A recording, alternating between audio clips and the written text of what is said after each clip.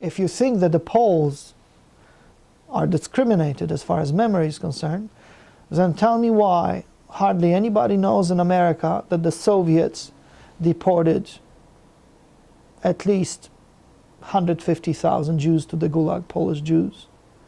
How come nobody knows that Jewish elite who were Polish reserve officers also died in the Katyn forest along with Christian Poles? For instance, the chief rabbi of the Polish army was killed by the Soviets, not the Nazis. The chief rabbi of Warsaw died in the Gulag. But nobody wants to know. Why? It doesn't tally with the story of Hitler. Stalin was our ally.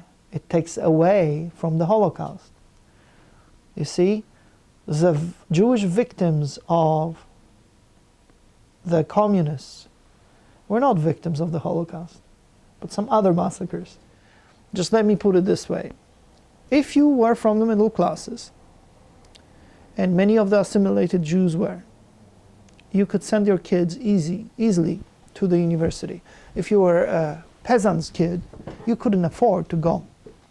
So in some faculties, law and medicine in particular, the proportion of the Jewish students was about 50% sometimes, in the 1920s, for instance, when the Jewish population was about 10%. The majority Christians saw that as discrimination, so they wanted affirmative action. They wanted to limit the number of Jews admitted to the universities, so they could go. Every act of violence or maliciousness and spite that happened to the Jewish people cannot be reduced to ideological anti-Semitism or theological anti-Judaism. It can't. There are human factors which override anti-Semitism, and oftentimes anti-Semitism is not the most important thing in the world.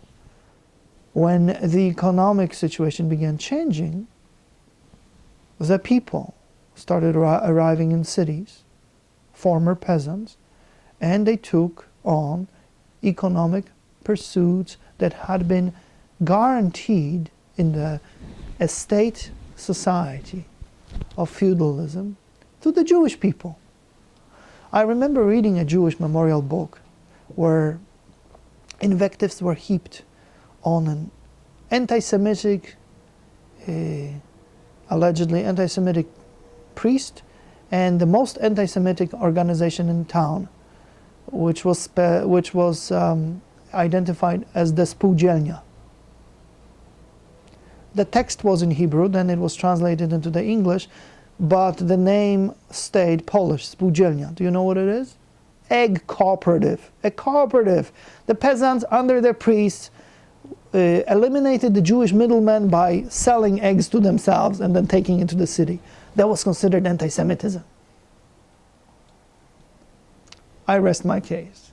In other words, there is a tendency to embrace stereotypes which have no grounding in reality. And I am curious. I want to know what's behind the stereotypes. You know, when I was reading stories of Christian Poles slaughtering Jews after the Second World War, I was horrified. So I wanted to know why. The only way to learn is to research in detail. I was unable to conduct case studies everywhere, but at least I accumulated enough evidence to assemble a scholarly picture of the past, as opposed to effusions, psychobabble, and theories. You understand the difference. So why do you expect that I would be popular in contemporary academia? Norman Davies wrote in the New York Review of Books that in America you can be charged with anti-Semitism, and this is a quote from memory, for anything. either if you criticize the foreign policy of Israel or you don't like bagels. So that, I think, should exhaust this topic.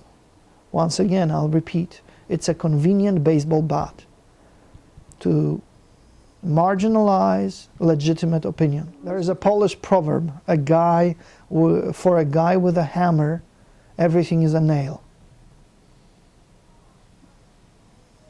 Get it? If it's a scholarly article, I will always remember. Okay. But if it's, you understand, I file 2 feuilletons a week. I'm sorry, you do what? I file 2 feuilletons, What short. A feuilleton is a literary form, short Okay. commentary Okay. of 2 to 4 pages. Okay. So I do 2 a week. Okay. And I've been doing it for years. I've been writing for 25 years. Okay. So if you invoke an article I wrote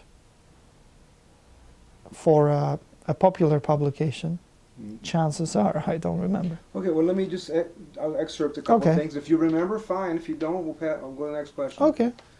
What you said, okay, you said unexplored and misunderstood, the iconic other usually becomes an object of politically correct worship.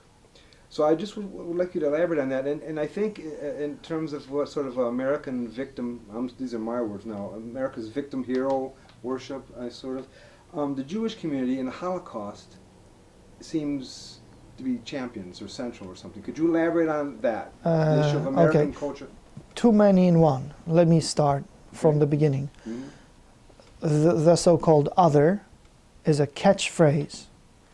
It comes from the countercultural revolution of the 1960s. Until the 1960s, the dominant paradigm of understanding ourselves as Americans was that of the mainstream. And the mainstream was WASP, white Anglo-Saxon Protestants.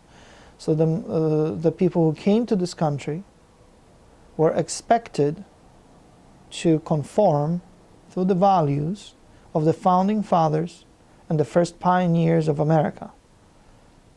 When we said we wanted to be American, we meant we wanted to be WASP, without necessarily changing our religion, but oftentimes changing our names, and most often reacting and subscribing to certain pieties that white Anglo-Saxon Protestant founders of this wonderful country adhered to. Now, the cultural revolution of the 1960s shifted the focus of American intellectual discourse from mainstream majority WASP concerns to disparate minorities, which they called the others. Earlier, in prior days, if you were not, we're recording, don't interrupt, go away, close the door, thank you. In the old days, in the old days, our concerns were mostly American. Nobody cared that you came from Poland. Nobody was making a big deal out of it. If anything, there were sneers about it.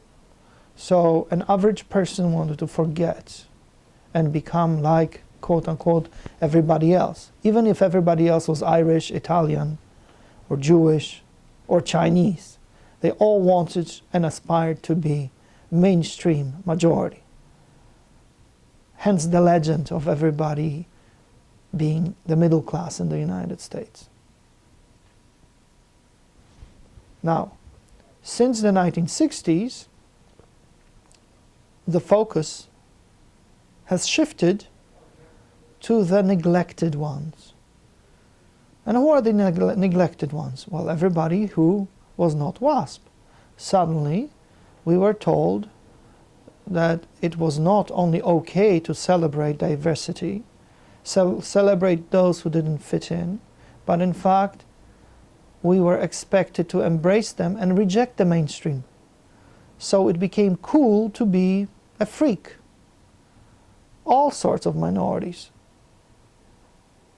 All sorts of minorities began pushing their cause and claiming a space here and there.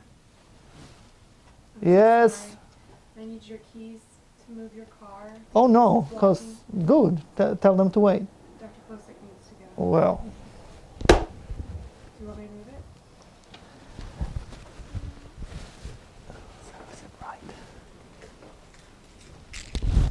it? You see, I'm very easy about parking.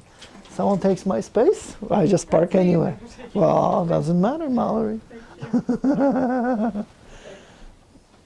Okay, don't lose my key. Okay. So that is the secret of the other.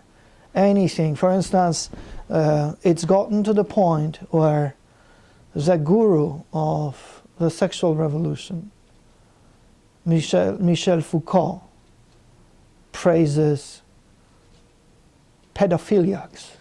Why? Because prior, according to the Marxist dogma, there was one God. It was the proletariat. Now we don't have a proletariat anymore, so we have to have the other. So for Foucault, for instance, if you're a pedophile, you're persecuted by the mainstream, you're the proletariat. And it doesn't matter that you're a prince and a trust fund baby, you're still persecuted. So where does the... Okay, and now this is part one. This is what I was referring to as the iconic other. Now, don't take me wrong when I say, and I mock the iconic other, I mock the ideology. I do not mock people who come from disparate backgrounds. In fact, people who come from disparate backgrounds are very interesting. Clans of Scotland are interesting. The good old boys of Alabama are interesting. Same, the ladies of Montana. This is all very interesting. But the tendency since the 1960s is to fetishize, make a fetish out of a minority. And it has nothing to do with respecting or embracing a minority. It has to do with wielding a hammer of ideology to terrorize anybody who would say, well, you know, I'm comfortable because I like the WASPs. In fact, they made this country great. By the way, I'm Catholic and Polish and American. I don't have hang-ups about that. But the ideologues would like to destroy everything that came before and embrace some abstract notion of the other. Okay, where do the Jewish people come in? Well, when in the 1960s the ideologues were casting about for the perfect victim, they suddenly discovered the Holocaust. Prior, nobody really cared, except the survivors. And most of the survivors of the Holocaust were busy restitching their lives, putting themselves back together, becoming prosperous, to write things down and remember. And many were so traumatized they didn't want to remember. But the Holocaust, for the leftist ideologues, became a very convenient tool, a baseball bat. It is a device known as reductio ad Hitlerum. And this is how it works. You espouse conservative, mainstream values. You support America's traditional streak. Then I will call you Hitler, and you're drummed out of a polite society. It has nothing to do with the Jewish people. and has nothing to do with the Holocaust. It's just a convenient baseball bat. Because as the wielder of the bat, I somehow ascend the moral high ground, and I become the paradigm of virtue. By osmosis, absorbing the suffering of the Jewish people, even if I have nothing to do with the Jewish people or their suffering. So, it's a crime of opportunity, and it's a tool, and it will be discarded by the left as soon as something better pops up. Okay. Now, does it make sense? Yes, Okay. thank you. Another quote. There's a long paragraph here, but I just one sentence at a time. I'd like you to just elaborate on this. Okay. Something you wrote. If you can let me read You'd it. rather read? This is the paragraph. Okay, that's the paragraph. There's four distinct sections there. So, while communists, of course, under communism, there was no freedom of speech. One was unable to share individual stories, family stories. One was unable to research anything properly, and one was not able to talk openly about anything, including the Holocaust, except in the pre-approved form. In America, anybody could, even if there was no interest about the Jewish suffering in the 40s and 50s, and everybody and anybody could talk about anything, and anybody could publish anything. I'll give you an example. One of the greatest historians of the Holocaust, Raoul Hilberg, was a student at Columbia University. He announced to his professors, a couple of whom were Jewish, that he resolved to write a dissertation about the extermination of the European Jewry. They told him it was a kiss of death. That was the early 50s. I think he finished in 1954 or 55. You can check it out. It took him almost 10 years to find a publisher. Finally, a Jewish sympathetic multimillionaire prevailed upon an obscure publishing house in Chicago and paid for, I think, 2,000 or 3,000 copies. That's the story behind one of the seminal works, trailblazing, fantastic book, the first one on the Holocaust. Why then? Why from the 50s when no one cared to the 60s? Oh, still nobody cared when it was published. It's just it fell on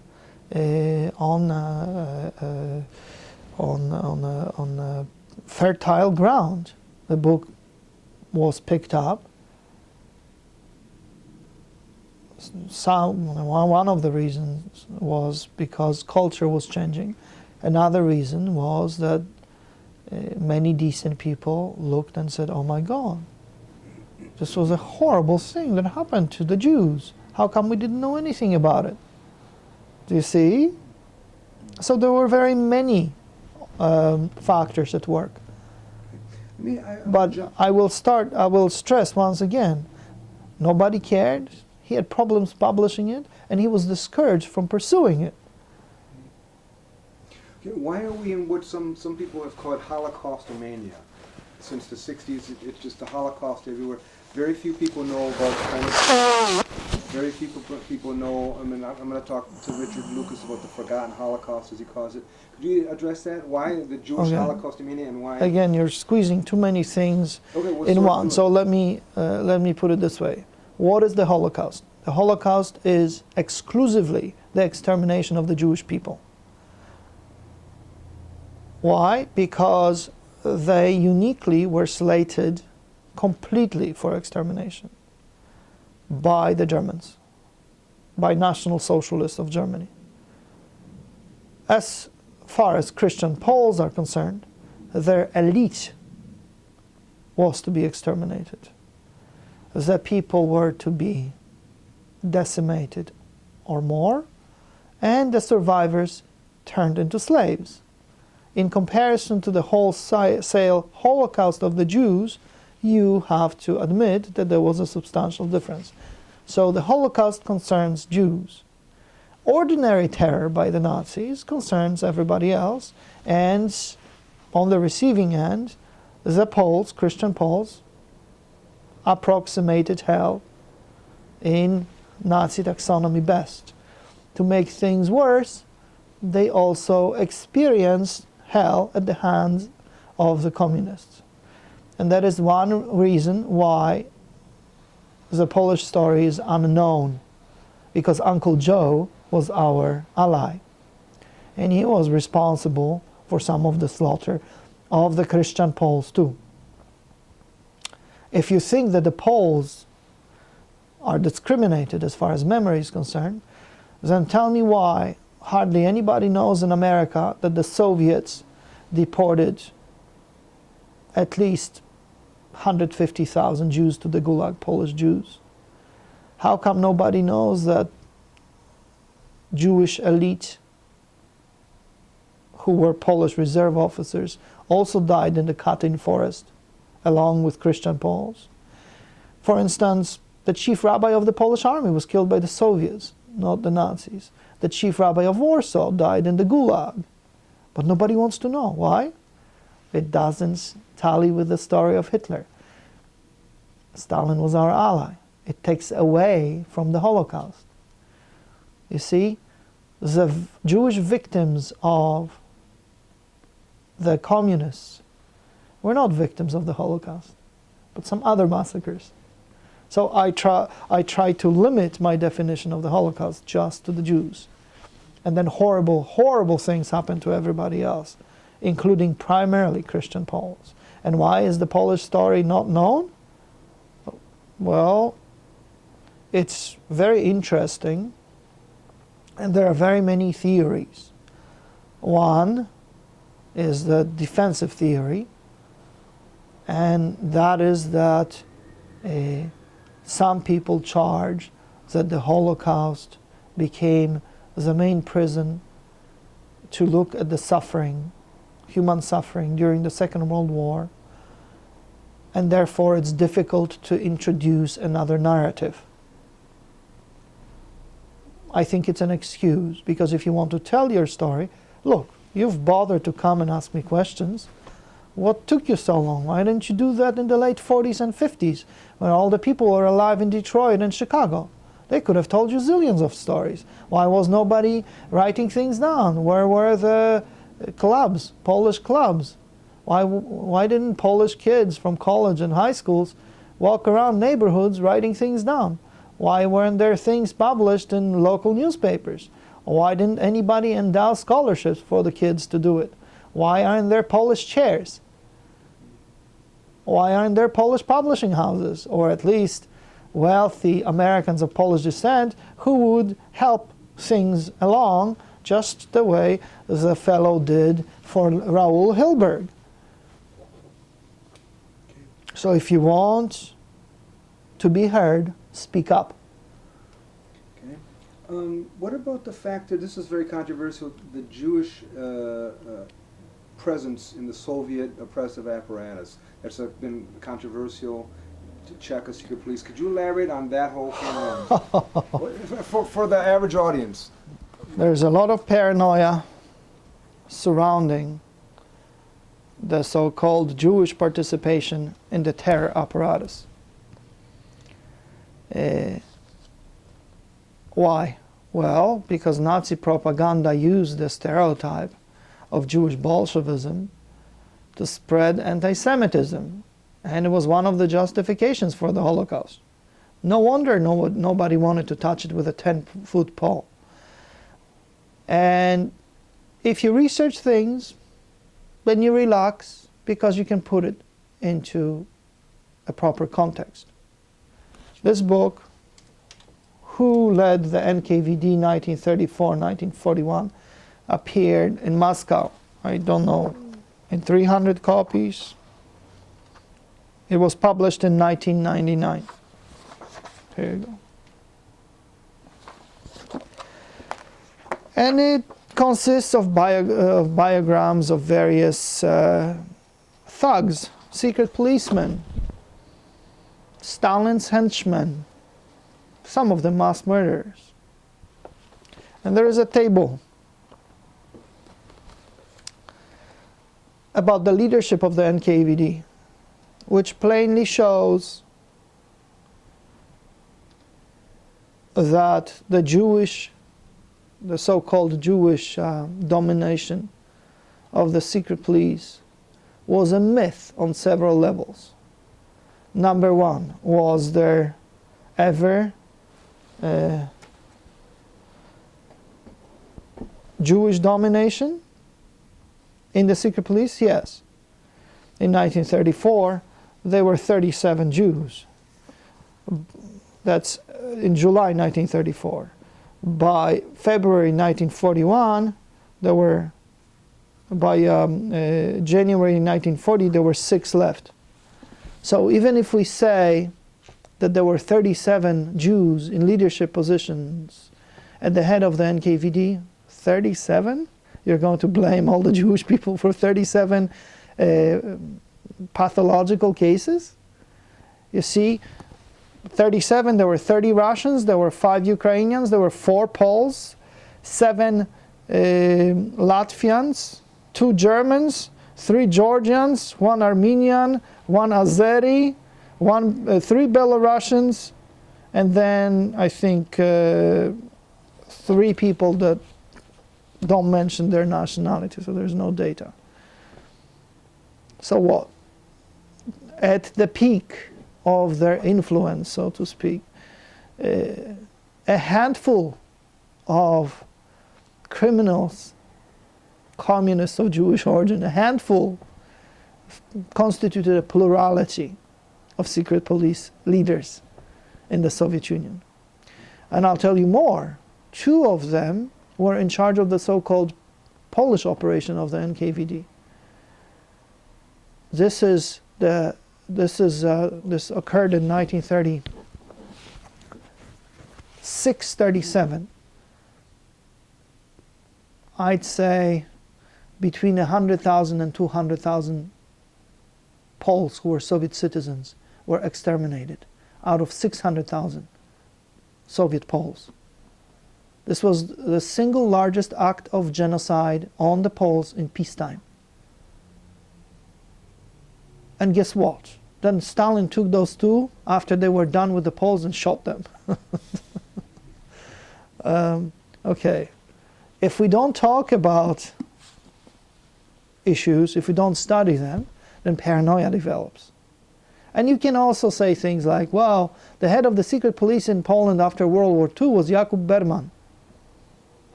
Yeah. He is responsible for numerous deaths.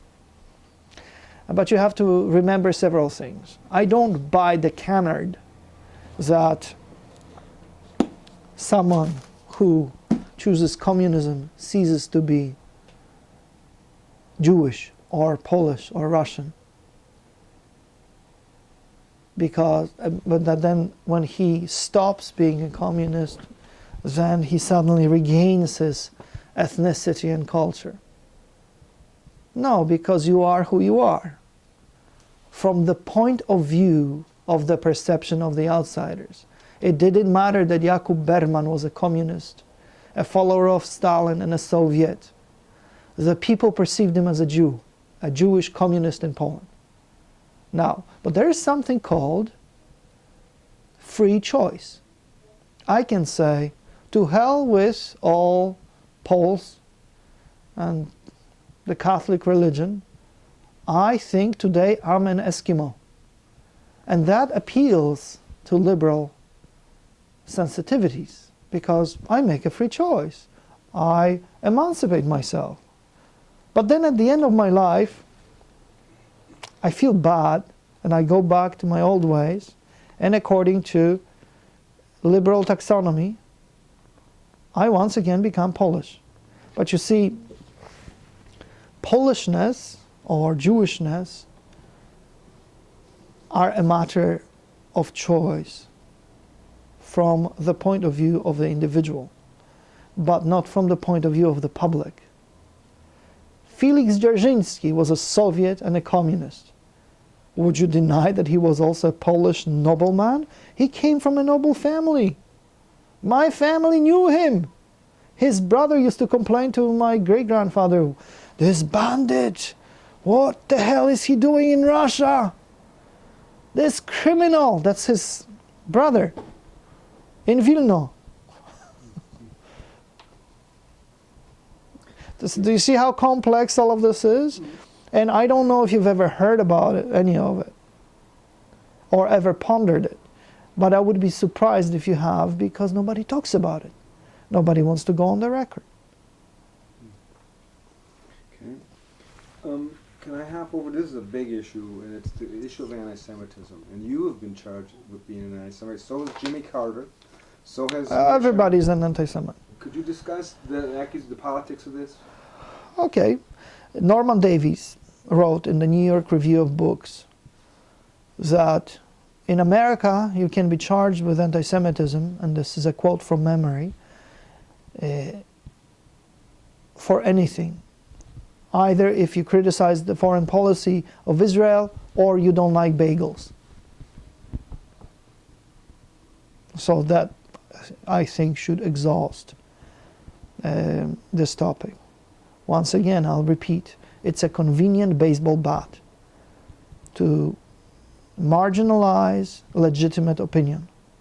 If I were an anti-Semite, I'd tattoo a swastika on my forehead and proudly display it. And I would brag about it, because I have nothing to hide. It's a free country.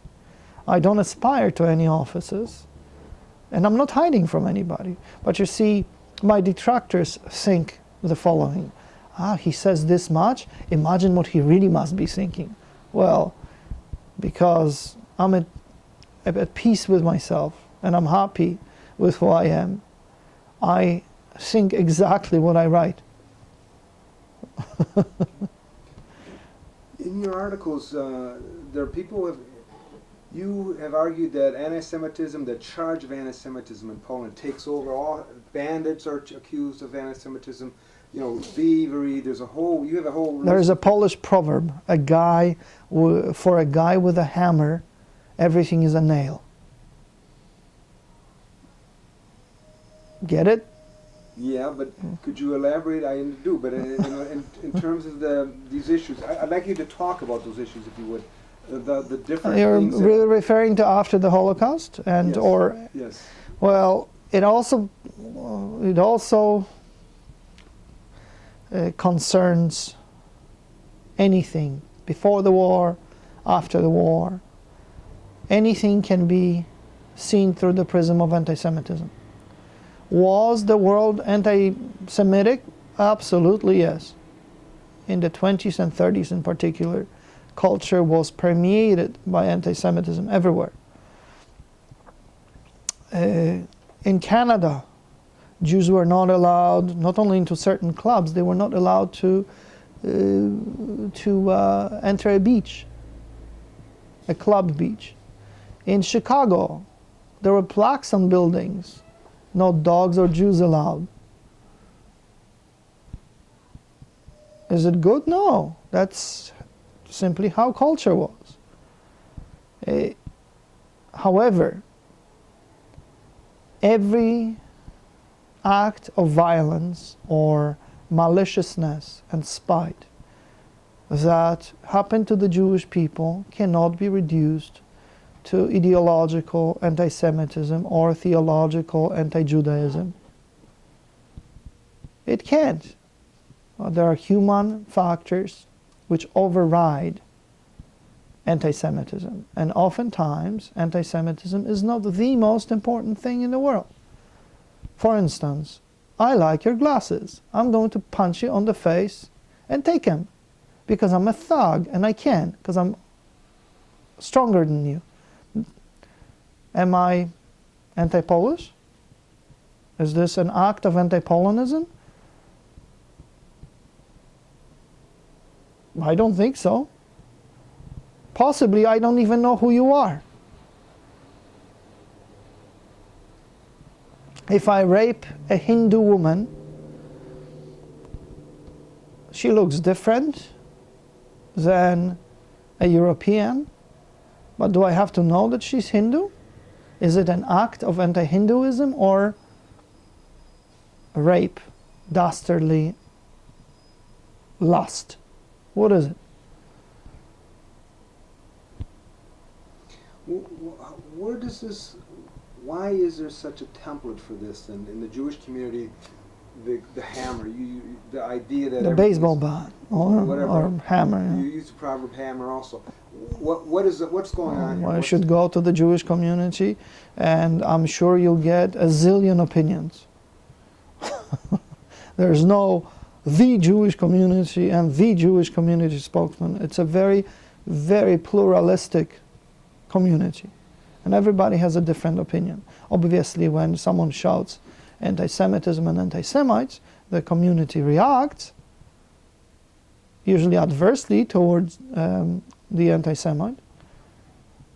But most people in the Jewish community have no time to discern whether the threat is real and imagined. And there are community activists and intellectuals who professionally spend their time identifying threats. And some of the threats are legitimate. For instance, in the Netherlands these days, the police took to dressing in Hasidic garb. Do you know why? Because there have been attacks on rabbis and religious Jews, spitting and beating. So the threat is real, mostly by Muslims, Muslim immigrants, but not only. So the threats can be real. On the other hand, if you touch on academia in the United States, it's no secret that leftists, communists or liberals don't see eye to eye with the likes of me. And if they do not want to debate anything on the merit, if they do not feel like researching, and if they do not like to delve into difficult topics, then the easiest thing to do is shout anti-Semitism and say, denounce me to prominent people in the Jewish community who have no time to read my books and give me a fair hearing.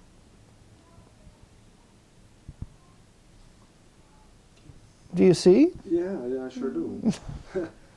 Along with that, what was your experience on the Holocaust Museum Council? And I asked that, may I frame it by saying I've interviewed Bill Duna, who was the first Gypsy Roma on that council, and I've also interviewed Ian Hancock, who was the second, and they're bitter to this day about their treatment as Gypsies. Were you treated well with your political perspectives on all this, or what was your experience? My experience was polite and proper. I did everything that was expected of me. I showed up at the events and listened very attentively. I learned quite a bit about organization, support, and solidarity. I didn't expect anything. After all, it is called the U.S. Holocaust Memorial Council, and the Holocaust is not about anybody but the Jewish victims. It's not about the Roma, it's not about the Gypsies, it's not about Christian Poles, only perennially. If the Roma want their own council, they should have it. And if the Jewish minority invites everybody else, I was a token Christian, then fine. The President of the United States asked me. I balked a couple of times, and finally I said yes, because I don't like to be involved in anything. I don't like organizations. I like to research, and I like to write, and maybe chat about things I research and write. But I'm not interested in honors and in public activities in general, like that. Were your opinions solicited? Were you? Well, sometimes they would ask me about something, and I would chime in, and they'd follow up. you know, but you have to remember the council is an advisory body, and the people who run the museum can take the advice or not. So why would I be bitter? And I'm not being disingenuous. It's just I didn't expect to change anything.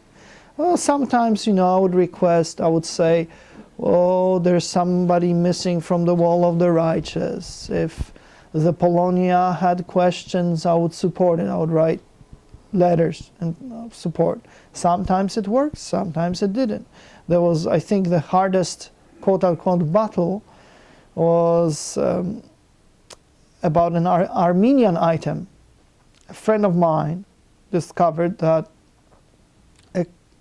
a quote from Adolf Hitler was most likely falsified by the Comintern. And the quote was good for the Christian Poles. Namely, Adolf Hitler in August 1939 supposedly said, "Exterminate all men, women and children of the Polish race. After all, who remembers about the Armenians?" And it turns out that most likely the communist propaganda falsified this. And there is a plaque at the museum about it. So I said, well, the Holocaust or any genocide stands on the truth. And I was told, oh, the Armenian community would be really upset, and they've countered my friend with their arguments, and the truth is, until we're allowed into the archives in Moscow, we won't know. But my friend's circumstantial evidence is very strong, so he had me convinced.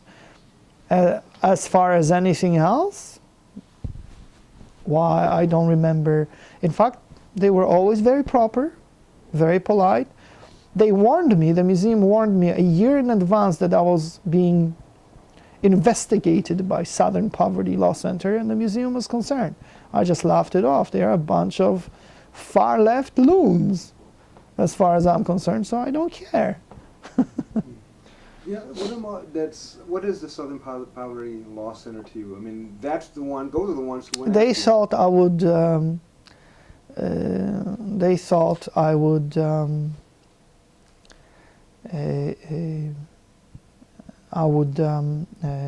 actually seek reappointment from Obama.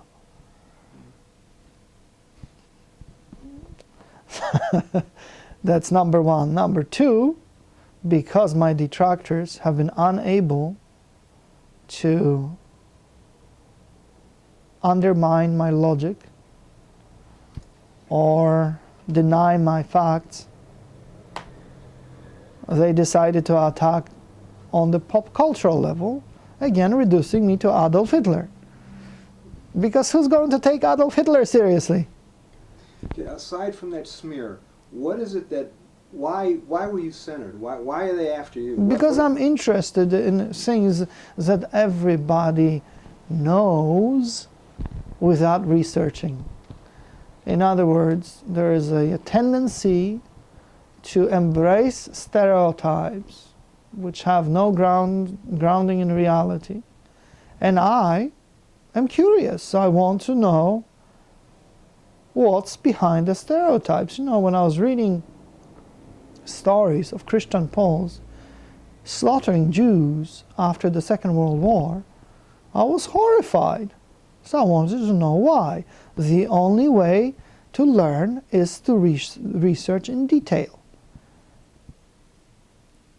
I was unable to conduct case studies everywhere, but at least I accumulated enough evidence to assemble a scholarly picture of the past, as opposed to effusions, psychobabble, and theories.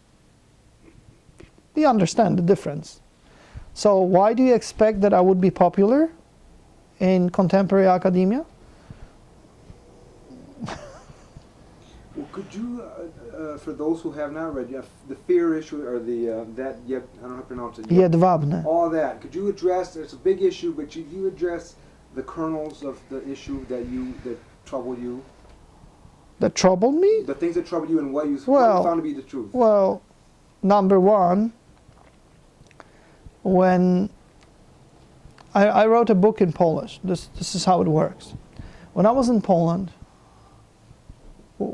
researching for my dissertation, anywhere I moved, I encountered troubles. What sort of troubles? Well, I wanted a solid book on the cooperative movement under the Nazi occupation. There were very many books, but they were all written from the Marxist perspective, and they omitted things inconvenient. For instance, that the Germans heavily invested in the infrastructure. But it makes sense economically. If you want to exploit the Polish countryside, you invest in the infrastructure. So, big deal. It was the Nazis who invested in the infrastructure. Why? It's not a positive thing for the Nazis.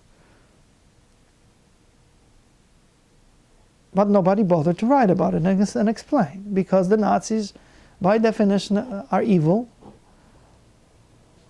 and describing any however unintentionally positive facet of the Nazi occupation makes you a Nazi or a Nazi apologist. So anywhere, and then I discovered an underground group, the National Armed Forces, which was far right. Nobody knew anything about it, but everybody was convinced it was the Polish SS. In fact, they fought both Nazis and communists and sustained enormous losses, especially against the Nazis. They were far right, they were radical nationalists, oh yeah. Were they anti-Jewish? Oh yeah, you bet. But nobody bothered even to reassemble them. You see, so anything I touched was tinged with censorship and lack of freedom. So I became interested. And for a historian, when communism collapsed and the archives began to open, it was a bonanza. And you'd think that people would be interested. No, because it's very hard for average human beings to liberate themselves from stereotypes and brainwashing. And it's convenient for communists, post-communists, and their leftist and liberal allies abroad to let stereotypes persevere. I'll give you two examples. When the Black Book of Communism appeared, it created a sensation and an outrage in Europe. To a certain extent in the United States. There was not a single revelation in that book. We knew all along about the enormity, conservatives did, of the crimes of communism. The sensation was that ex-Trotskyites, ex-Stalinists, and ex-Maoists and liberals wrote about it openly to climb a moral high horse after the fall of communism. This is number one. Number two, a book has just come out by a Yale historian who describes the Intermarium, the lands between the Black and Baltic Seas. And the author basically admits that Stalin was, before World War II, was much worse than Hitler. He killed millions of people, and then he didn't get much better. This is a platitude. We've known that all along. But finally it has penetrated the liberal mainstream. They, of course, put their own spin on it, but I don't care. I'm very happy. But it is not a revelation. You see, so that's how far behind in terms of historical knowledge and development and mentality mainstream academia is. Okay. May I ask about, you had very similar, you said in your writing about your the master book, I can't pronounce that again. Jedwabne. J is pronounced like a Y. Yeah, okay. W is pronounced like a V. Jedwabne. Okay, Jedwabne. Perfect. You say, the editor also informed me, this is at the Rzeczpospolita, yes. The editor also informed me that practically all Polish scholars and pundits contacted directly by him refused to review the book critically They were averse to voicing dissent lest they be tarred anti-Semites. Yes. Discuss all that again. Well, he called me and said, "Oh, come on, Marek, we'd like you to write about it." I said, "Look, I wrote a book about Jewish-Polish relations 2 years before Gross, a huge book, a thick book. And there is a paragraph on Jedwabne. In that paragraph, in my footnote, I have more sources listed than Gross listed in his entire book on Jedwabne. And this was just some preliminary research. Am I telling you that Gross is wrong? No, but I think his methodology is postmodernist. It abhors Aristotelian logic, logocentrism, and it presents the reader with conclusions unwarranted because there is no research, no sufficient research. And my friend, the editor-in-chief of the Rzeczpospolita, Poland's equivalent of the Wall Street Journal / the Washington Post, said, everybody's afraid. I said, why? So as punishment, I had to do it. Am I horribly interested in Jewish history? No. It's just a part of my intellectual pursuits, but it's not my main focus. I have very many other interests that override the Holocaust and Jewish history. However, because almost everybody's afraid, and because hardly anybody feels like doing solid research, according to the empirical logocentric paradigm, not postmodernist, where you theorize and you bring up the other, because nobody wants to do it. As punishment, it has to be Marek. Do I have fun? No, I'd rather talk about La Triple Frontera and what Hezbollah is doing there. And I really like Sovietology. I learned as an undergraduate a humongous deal from Robert Conquest at the Hoover. That's what I like to do. By default, have I been sentenced to pronounce on Jewish-Polish relations. I'm not a specialist in Polish-Jewish relations. I know quite a bit because I study it, but it's not my primary field of interest, even though I've written a few books. It was a moral requirement because I don't like to be accused of being Adolf Hitler. And I don't like to be blamed collectively for some thugs who kill women, children, and elderly to steal their shoes. So it's a big controversial book. Most Americans haven't got a clue about any of this. So of course not. What's at stake here? Why is the Jewish community, or some of the Jewish community, so emphatic about it? And what has been the controversy in Poland? No, wait a minute. The Jewish community remembers. That's separate. Just like some in the Polish community remember. And most would voice support for whatever Polish cause there is. Like, I don't like when they call me that when I know I'm not that. Now, and then you have, in academia, among tenured radicals, people interested in power, who are using the Jewish community and the Jewish tragedy to their own ends, to terrorize the dissidents, dissenters, people who disagree with their postmodernist methodology, quote unquote, and to claim the high moral ground where they don't belong. So it has nothing to do with the Jewish community, once again, I'll tell you. Nothing. For the most part, the Jewish community is, of course, very happy because most simple people think that if in academia the eggheads, intellectuals, praise them so much, they mean it. But it's completely instrumental. very soon, it will no longer be sexy to be philo-Semitic. And then I will be attacked for defending Jews by the very same people or their intellectual progeny. It's very simple.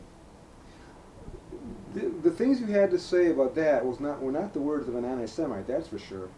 But it's controversial, so. Yeah, but I've heard even from the Jewish community, some scholars have written, maybe not about Cheka per se, but that the Jewish prevalence, or not prevalence, but the presence in, prominence. Prominence, okay. Yeah.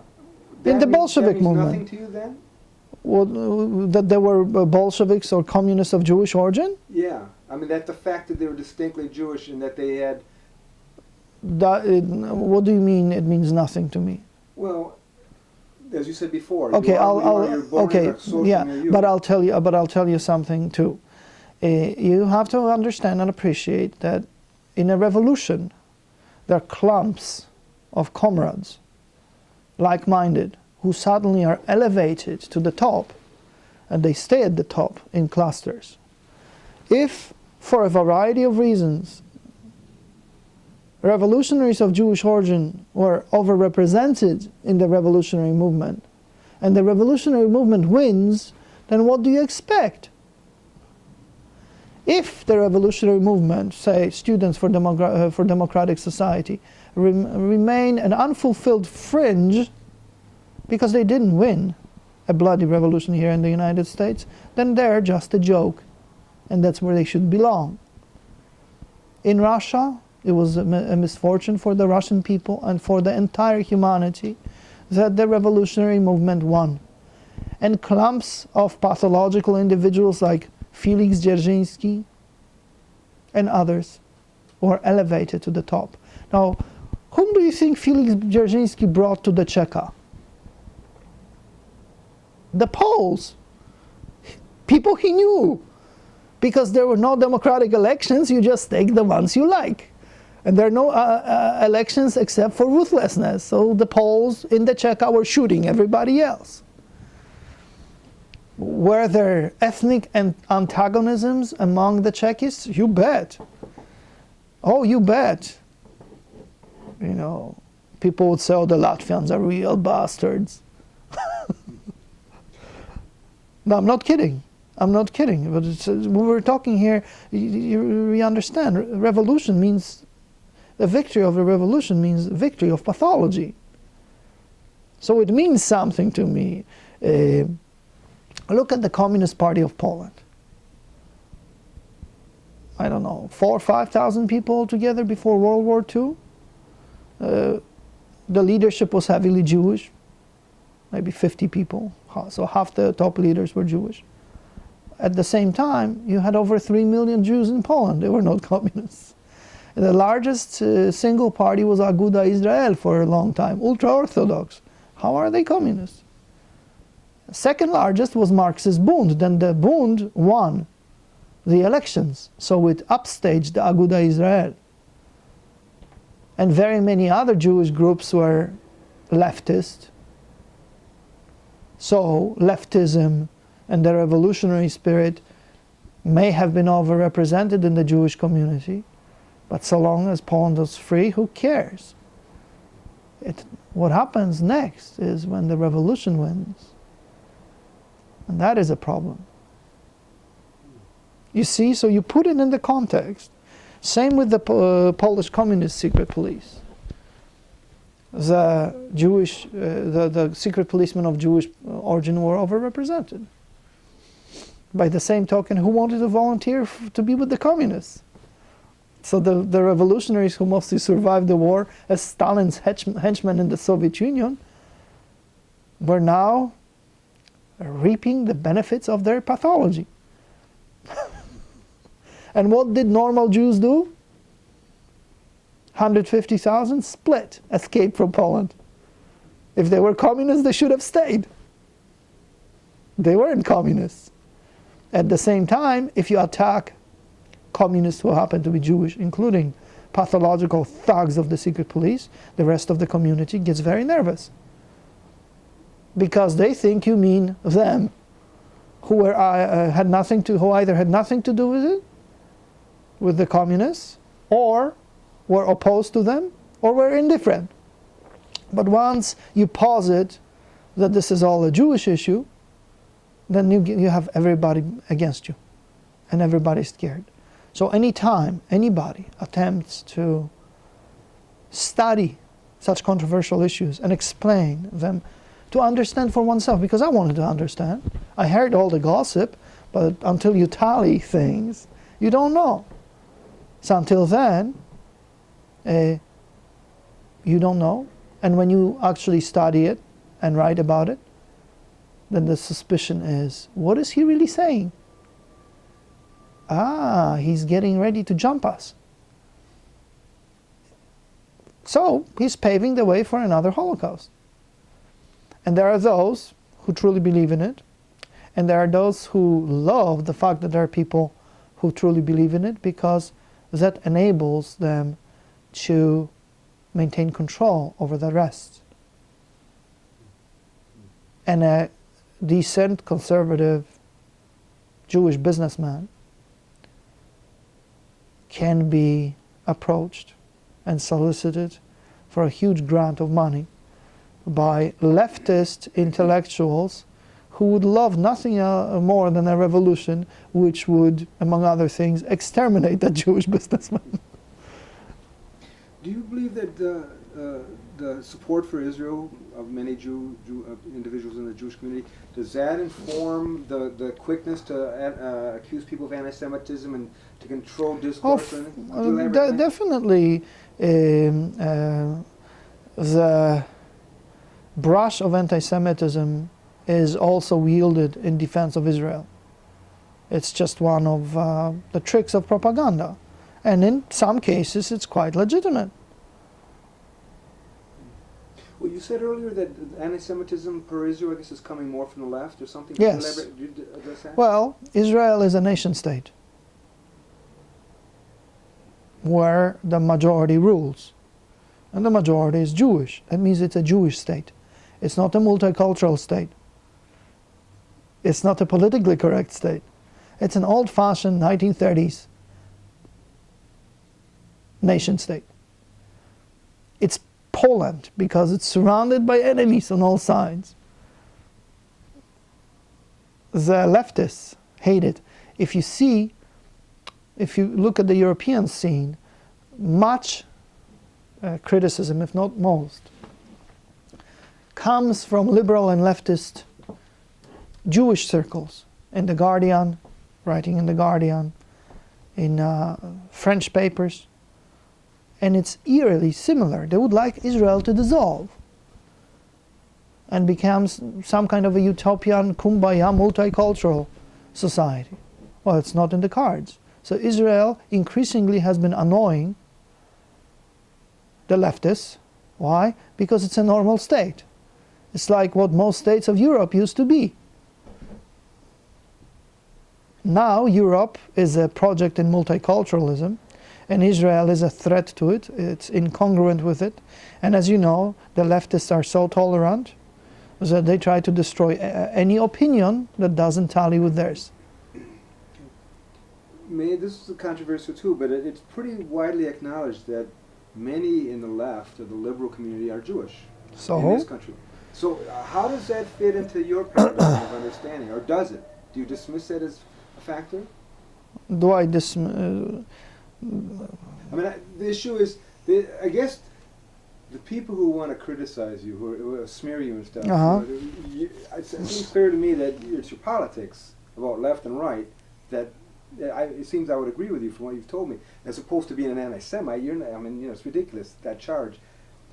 But everything's complicated because, again, the Jewish community is prominent. Yes. Liberals and all well, that. So how do no. you sort The of Jewish community tends to be liberal, but the ones I hang out with happen to be conservative.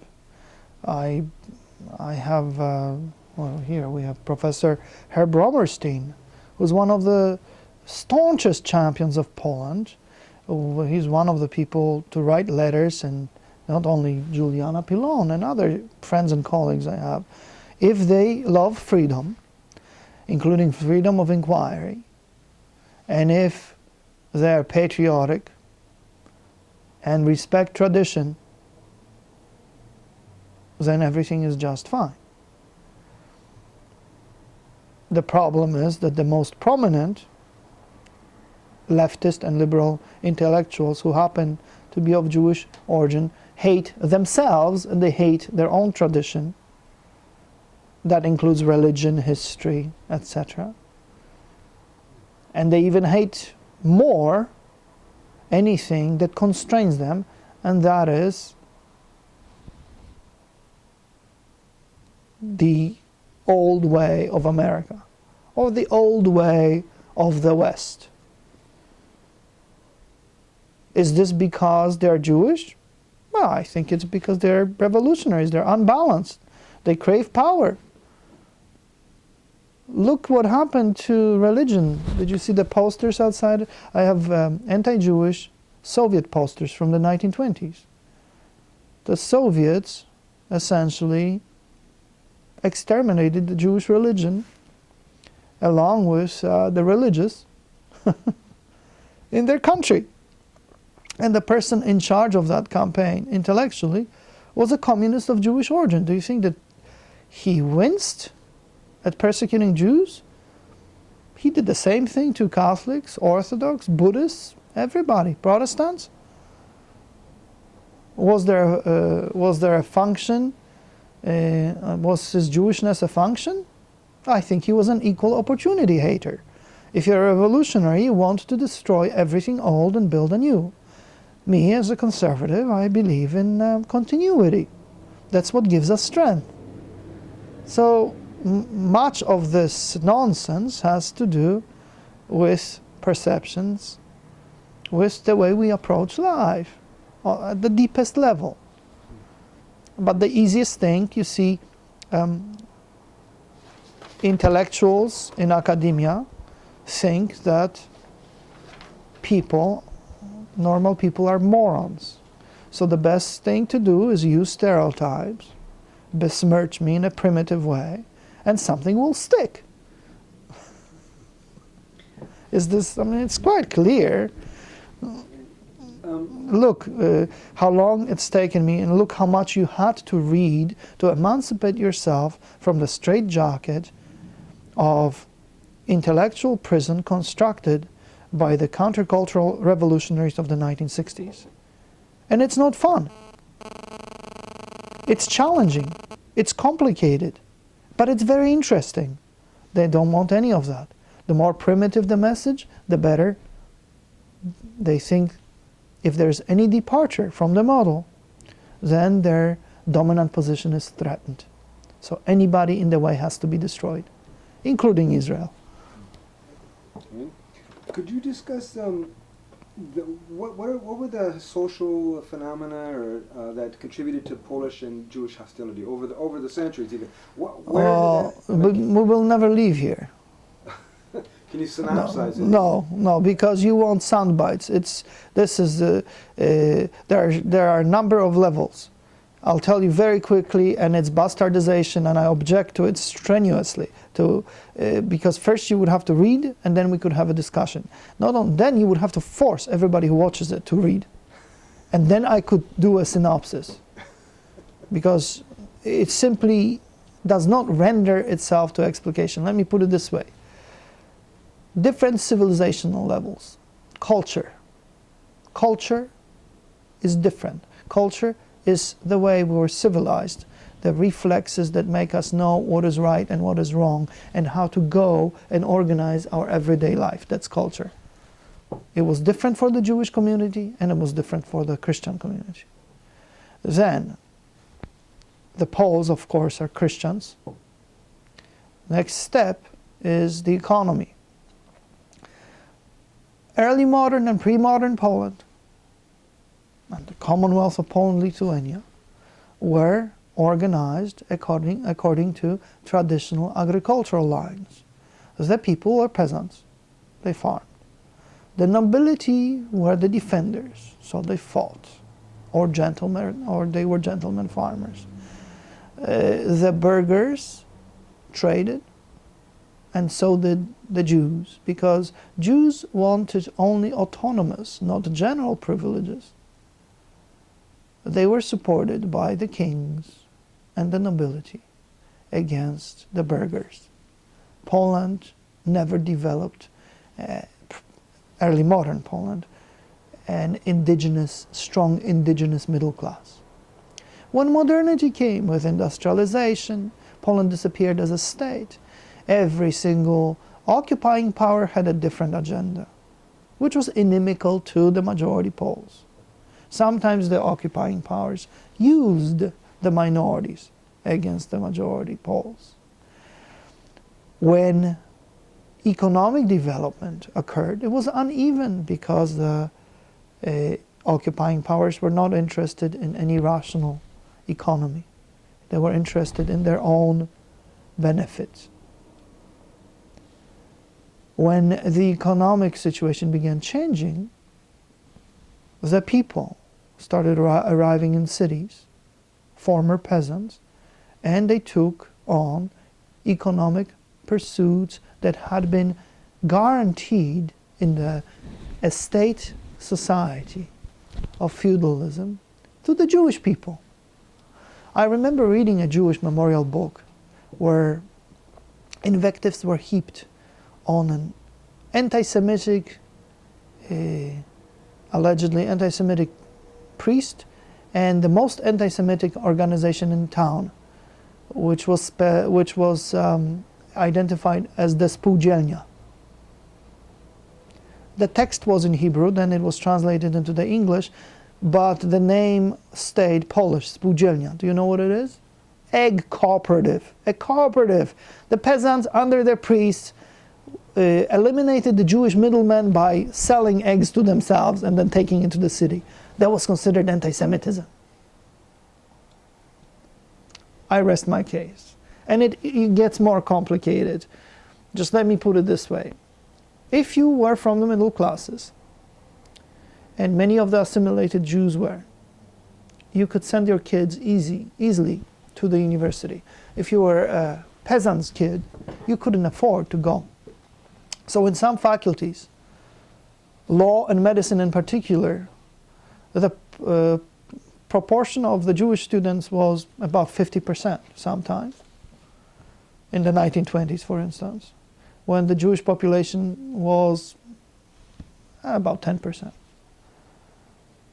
The majority Christians saw that as discrimination, so they wanted affirmative action. They wanted to limit the number of Jews admitted to the universities, so they could go. It's very similar to what we have in California. Their Asian quota. Asians don't get to go to Berkeley. But if you're the people, for instance, black, then you don't need to have great grades. You'll get in. And that's what the peasants wanted in Poland. They organized themselves politically, and the party that championed their cause was very anti-Jewish. It's also supported Christian merchants and cooperatives, and so on, but nobody ever talked about or dreamt about extermination. Period. Were they rabidly anti-Jewish? Absolutely. As rabidly as Father Coughlin here in the United States. What about and it's important to study the anti-Semitic literature and what they actually said before and during the war. It makes a hell of a lot of difference. Did you know that anti-Semitic, radical nationalist, far-right underground news sheets carried accounts of the Holocaust and castigated the Germans for murdering women and children, Jews for murdering Jews? So Polish nationalist anti-Semites risked their lives to put out news sheets in defense of Jews, even if sometimes they were crude about it. What about this notion? It's widespread in the Jewish community. The Jews have only faced persecution at the hands of Poles and everybody. discrimination, harassment, and I've heard the famous quote by Yitzhak Shamir. I think Poles were raised with their mother's milk, and they sucked anti-Semitism from their mother's milk. Michael Berenbaum used that on you in that article. Yeah. You recall that? Could you discuss that? What is all that about? The fact that I don't know. Well, you have to ask Michael Berenbaum, and you also have to ask. You also have to ask Yitzhak Shamir. My family did not spend an inordinate amount of time sucking Jewish blood or talking about things Jewish. That was not a priority growing up under communism. In fact, manifestations of hostility, at first, I took here in the United States as jokes. Here is an anecdote. My sister was an assistant to Nancy, I forgot her name, a professor of literature at Berkeley. And Nancy got very excited because her mom was coming from New York and invited my sister to meet her mom. Her mother, who was a child when she left Poland in 1937, stood in the open door to welcome my sister as follows. She grabbed her hand and said, and yelled in Polish, "Did your parents tell you how they murdered Jews during the war?" My sister was really burst out laughing because she didn't know what to do. So, if you would like to analyze the pathology and insanity, talk to Shamir and to this dude. Don't talk to me. I can't reverse psychoanalyze somebody who is unwell. Okay. But basically your struggle has been against this kind of wall of a particular history that in your view has not really been defamatory against so don't take it out of context, but I'll tell you this. I'm a Hindu. Automatically, I'm anti-Muslim if I take my religion seriously. Automatically, I am anti-Christian if I take my religion seriously. In other words, if I have a wife, I think she's the most beautiful woman in the world. It doesn't mean that I'm telling you that your wife is an ugly pig. All I'm saying is that my wife is the best. For Shamir and this other dude, that's anti-Semitism. If I am an American, I think America is the greatest country. It doesn't mean we don't have our problems, but everybody else sucks in my book. I'm also Polish. I think the People's Republic sucks, but Polish history is second to none. Polish tradition, hey, and I'm Catholic. You think I'm going to be ashamed that I'm a Catholic? I don't know what Vatican II was. I don't. So, by the force of inertia, I'm anti-Hindu. I'm also anti-Zoroastrian. But it doesn't follow that I will go around with a baseball bat and beat the Zoroastrians on their heads.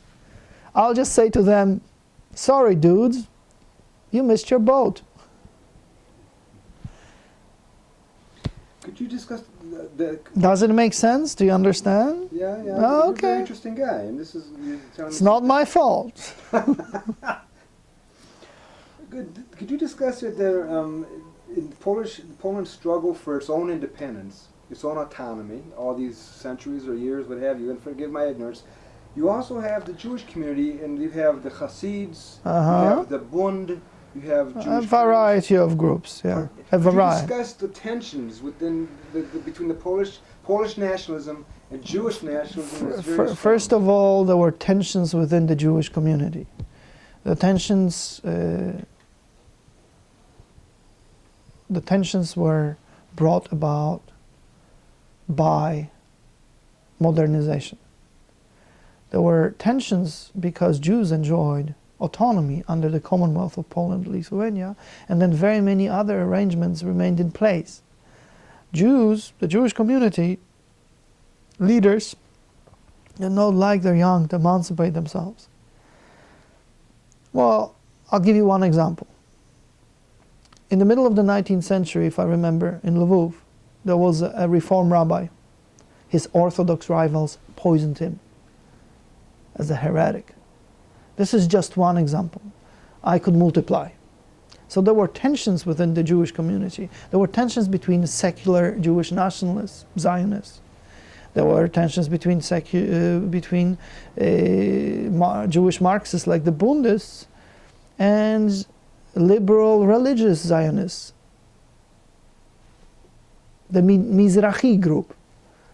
They all hated each other and beat each other up when they could. The Zionist revisionists, do you know who they were?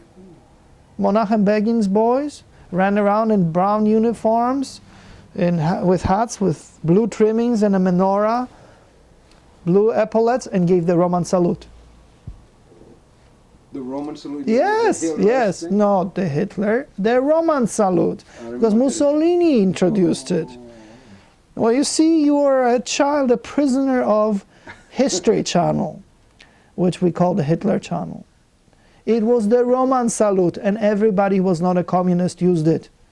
Communists, socialists, anarchists, and liberals used the fist salute. Everybody else did the Roman salute, and Hitler lifted it from Mussolini. So Begin's boys did the Roman salute too. The American Boy Scouts did the pledged allegiance to the flag with their hands raised. It was all right because it was a symbol of nationalism then, among other things. So there was strife within the Jewish community. And as Jews were becoming emancipated, they demanded that on the one hand they be allowed to integrate themselves, but on their own terms by retaining autonomously their nature and institutions. And the Poles said, wait a minute, we as Christians want to keep our ways. And the Jewish community would say, that's discrimination. But the Christian Poles would say, but you guys want to have your autonomous institutions. Your own clubs, we're not allowed to go there and participate. So, modernity wreaked havoc on the traditional arrangements of what used to be the Polish-Lithuanian Commonwealth and its society. And there are always upheavals when there is change. Look at what Obama has done to this country. This I have a question right up your alley, I hope. Chabad, you know who Chabad, the Yes. Lubavitchers? Okay. Yeah. Do you know about Postville? Do you know any knowledge about what that is? Long story, but essentially, let me ask you this question. Shabbat or Chabad also maintains guest houses around the world. Right. But the essential thing about them that I find so interesting, and you might be the man to ask about this, is they are extremely chauvinistic, they're segregationists, some argue they're racist, and on and on. They're not as extreme as the Kach party. Well, that may be, but the point I want to ask you is in America, which is multicultural, it's diverse, all these things, there are tolerance, all these institutionalized things, a group like that believes none of it. So? It rejects it all. So what's your sense about that? The fact that this society protects, there's a fundamental That's irony what freedom is all about. Could you elaborate on that? Well, in the Polish-Lithuanian Commonwealth, there was freedom of religion for everybody, including Jews and Muslims. Why? Because when the Poles heard what Catholic fanatics did in Paris, how they massacred Protestants during the night of St. Bartholomew, the parliament in Warsaw passed a law called the Confederation of Warsaw in 1572, guaranteeing freedom of religion to everybody. There were no wars of religions in the Commonwealth. So for me, it's quite consistent. Almost all the Jewish sects, except the Sabbateans, who originated in the Ottoman Empire, but all the major sects, including the Lubavitcher, originate from the Polish-Lithuanian Commonwealth, because there was freedom there to be anybody you wanted to. And same with America. Hey, we have Aryan Brotherhood. We have freaks like you wouldn't believe. So what? So long as Dzerzhinsky and his boys don't get into power, they can be Dzerzhinsky and his boys. And we should keep them under surveillance. What if they get into power? Well, then we have to kill them. We have to fight till the last drop of our blood against an attempt to usurp power in this country by the pathological fringe. But you respect their right to be, as you describe it, pathological? I don't respect them. I think we should make life miserable for the Nazis and the communists, but that's just my private opinion, and unfortunately nobody's going to elect me or vote my laws, so I understand that this is the function of America, that any fringe group, including the Ku Klux Klan or Trotskyites and others, have the right to exist in this country. Okay. I'd like to another quote from the Washington Jewish Week, and you've touched on this already, but this kind of stuff comes up all the time. That's why I'm hammering on this. Not with just you. They said about you, even some of Chodakiewicz's critics contend that his outlook may be less a product of anti-Semitism than of a deeply ingrained Polish Catholic nationalism coupled with a distorted view of history. Others maintain that anti-Semitism and hardcore Polish nationalism are often virtually indistinguishable. This is heavy what they're throwing on you. Could you just discuss that? Oh boy. So this goes back to your milk story. So genetically, if you're Polish and Catholic, you're a racist. Well, that's racism, isn't it? It's like saying, genetically, if you're Jewish, that makes you a communist. So if you're a communist, you're Jewish. It's incurable. That's simply bunk. Okay, number one. Number two, do you know what nationalism is? Nationalism is collectivism. It's predicated on virulently egalitarian philosophy, where everybody is equal within the nation. And there are various forms of nationalism. One is ethno-nationalism, usually folk nationalisms. Estonians, Latvians, Ukrainians follow that sort of nationalism, peasant nationalism. But my nationalism, if you will, stems from the Polish-Lithuanian Commonwealth. Did you know that you can find in ancient documents, not so ancient, but from the 16th century or 15th, people who identify themselves as Natiopolonus,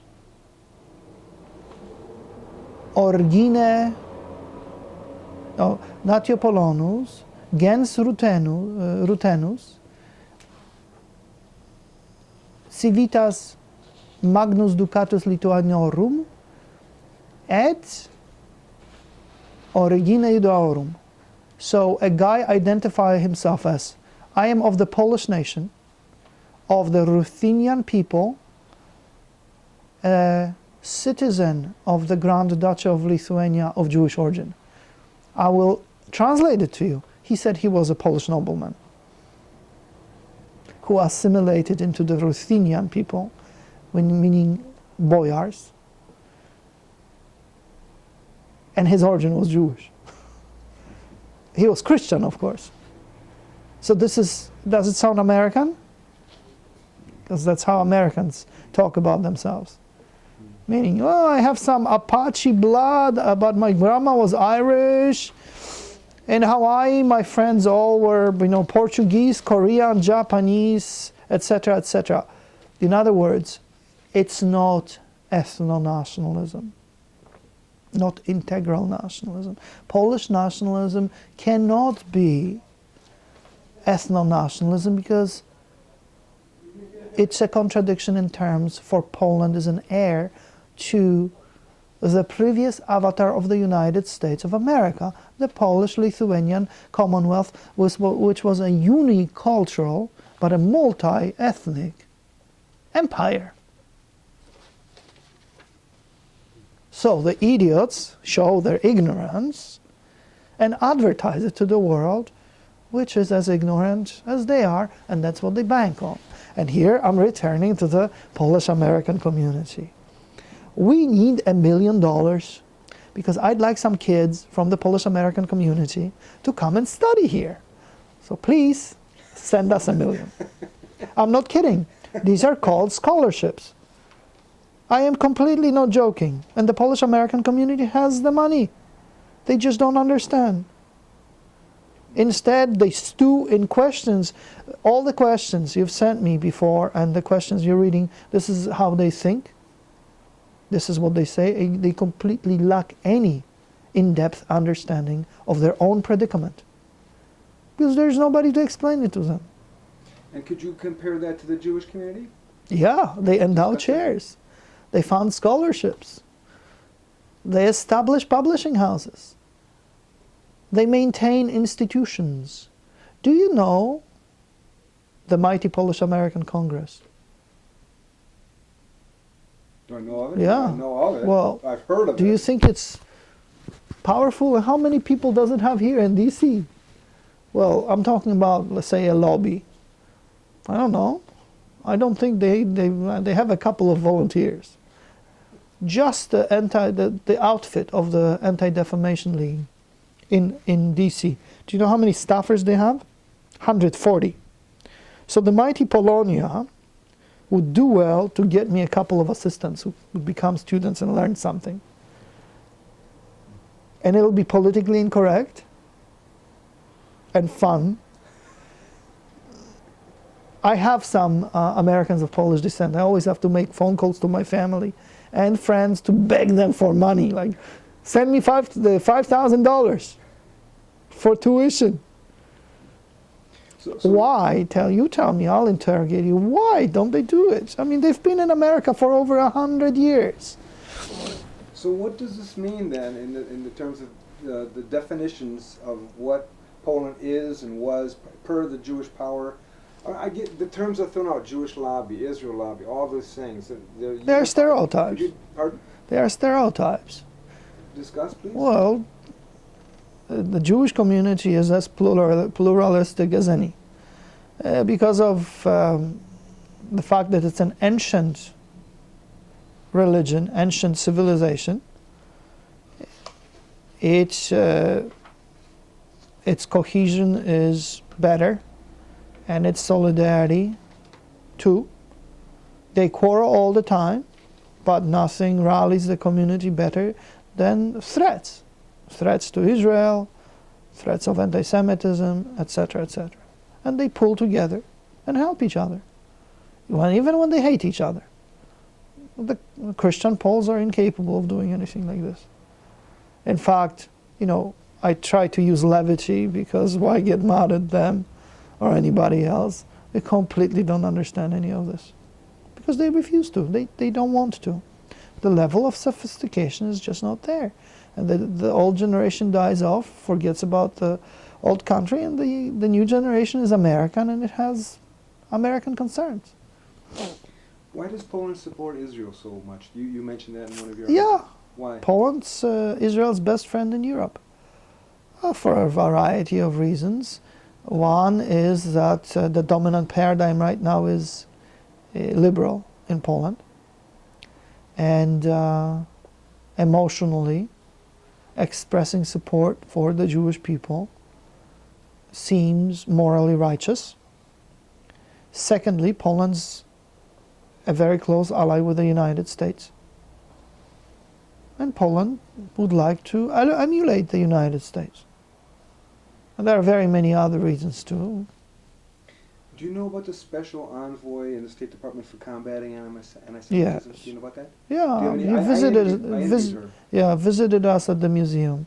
Could you address, how does that play into these other things in terms of influencing... That's very easy. I would like a special envoy of the State Department to combat anti-Polonism. And I'll tell you this, I have a boy at the State Department. He has a family, and he's from Michigan, and maybe Minnesota. Anyway, he has a family to support. So he told me if I got him 150,000 minimum a year, he can quit his job at the state. He knows everybody in this town and everything. And he can be the Polish lobby, meaning not for Poland, but for you guys, for Americans of Polish descent. And perhaps the budget would have to be 2 million a year. He'd have staffers. So the Polonia can't even pull that off. I'll give you another example. Someone complained to me from Chicago that Americans of Polish descent, Polish Americans, were getting no respect. And just complained bitterly how they are never noticed, politicians don't pay attention to them. And I said, well, you have to hang out with the right people. Oh, we're never invited to anything. Oh, this person and his friends are very wealthy. They're not Forbes 400, but a little bit below. So it happened that the following day, I got a phone call from the White House. We have an unexpected opening in Chicago. The president will be there at a dinner, and there is a table available. So I gave the names of two people who were moaning to me, they received a phone call. It's a $10,000 a pop chance to sit next to the president and ask him, Mr. President, we contribute, we support you, how about fixing this for us? There were no takers, which means they do not understand the American system. Those are people who can drop $40,000, because 3 months later I met them when they moaned to me about that dinner that they did not attend, but they also bragged about their new Rolex or whatever watch. Well, how would this special envoy, in your view, affect Poland? She's telling me she's actually involved. She is everywhere. Anything that has to do with anything Jewish, she's there.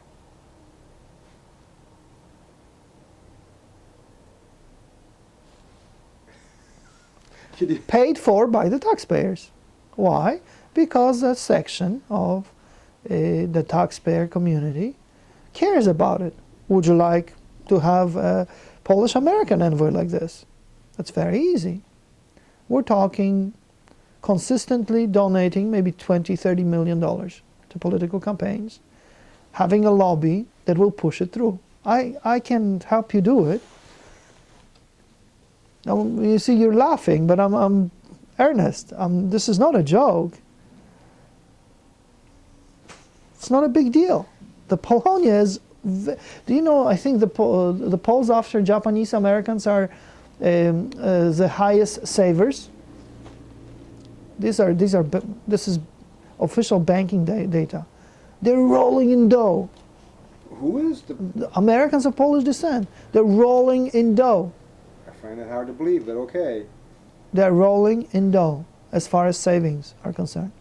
They're a very, very wealthy group. My uncles all worked in the factories. So Good. But maybe they did save. Well, the house ownership is one of the highest indicators of that, and they pay off their houses. Oh yeah. Okay. And also increasingly college educated. That may be. But they get indoctrinated by the leftists. So.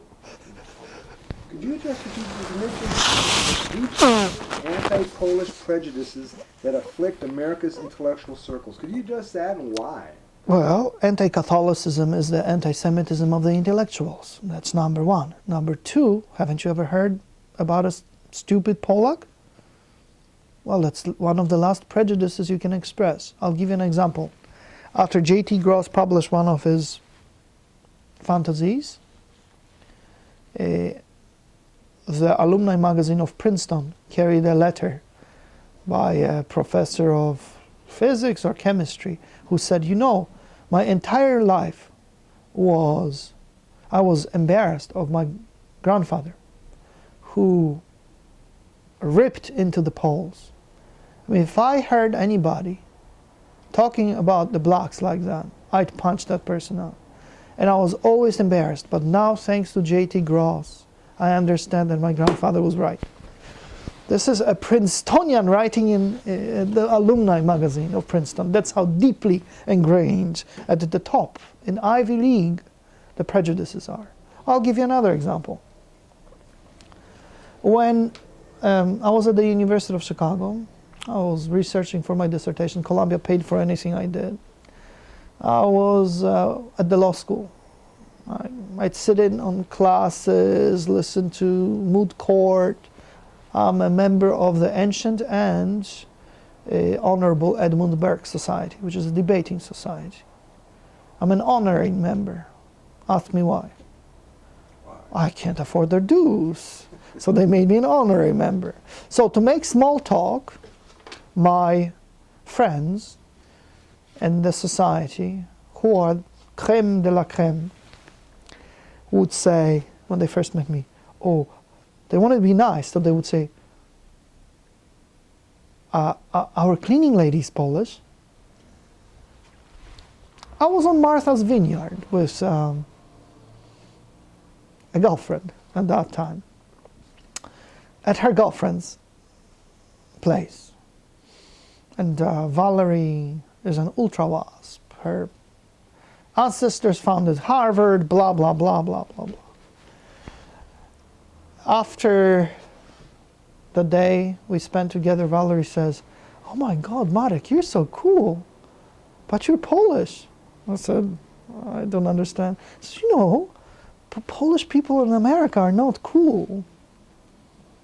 I said, how do you figure? And she couldn't explain it, so she says, we came on the Mayflower. And I said, Valerie, my family had their own boat at that time. Just as you're asking me what deeply ingrained prejudice. I told you the anecdote about my sister and her professor. I can multiply. There is a book by Danusza Goska,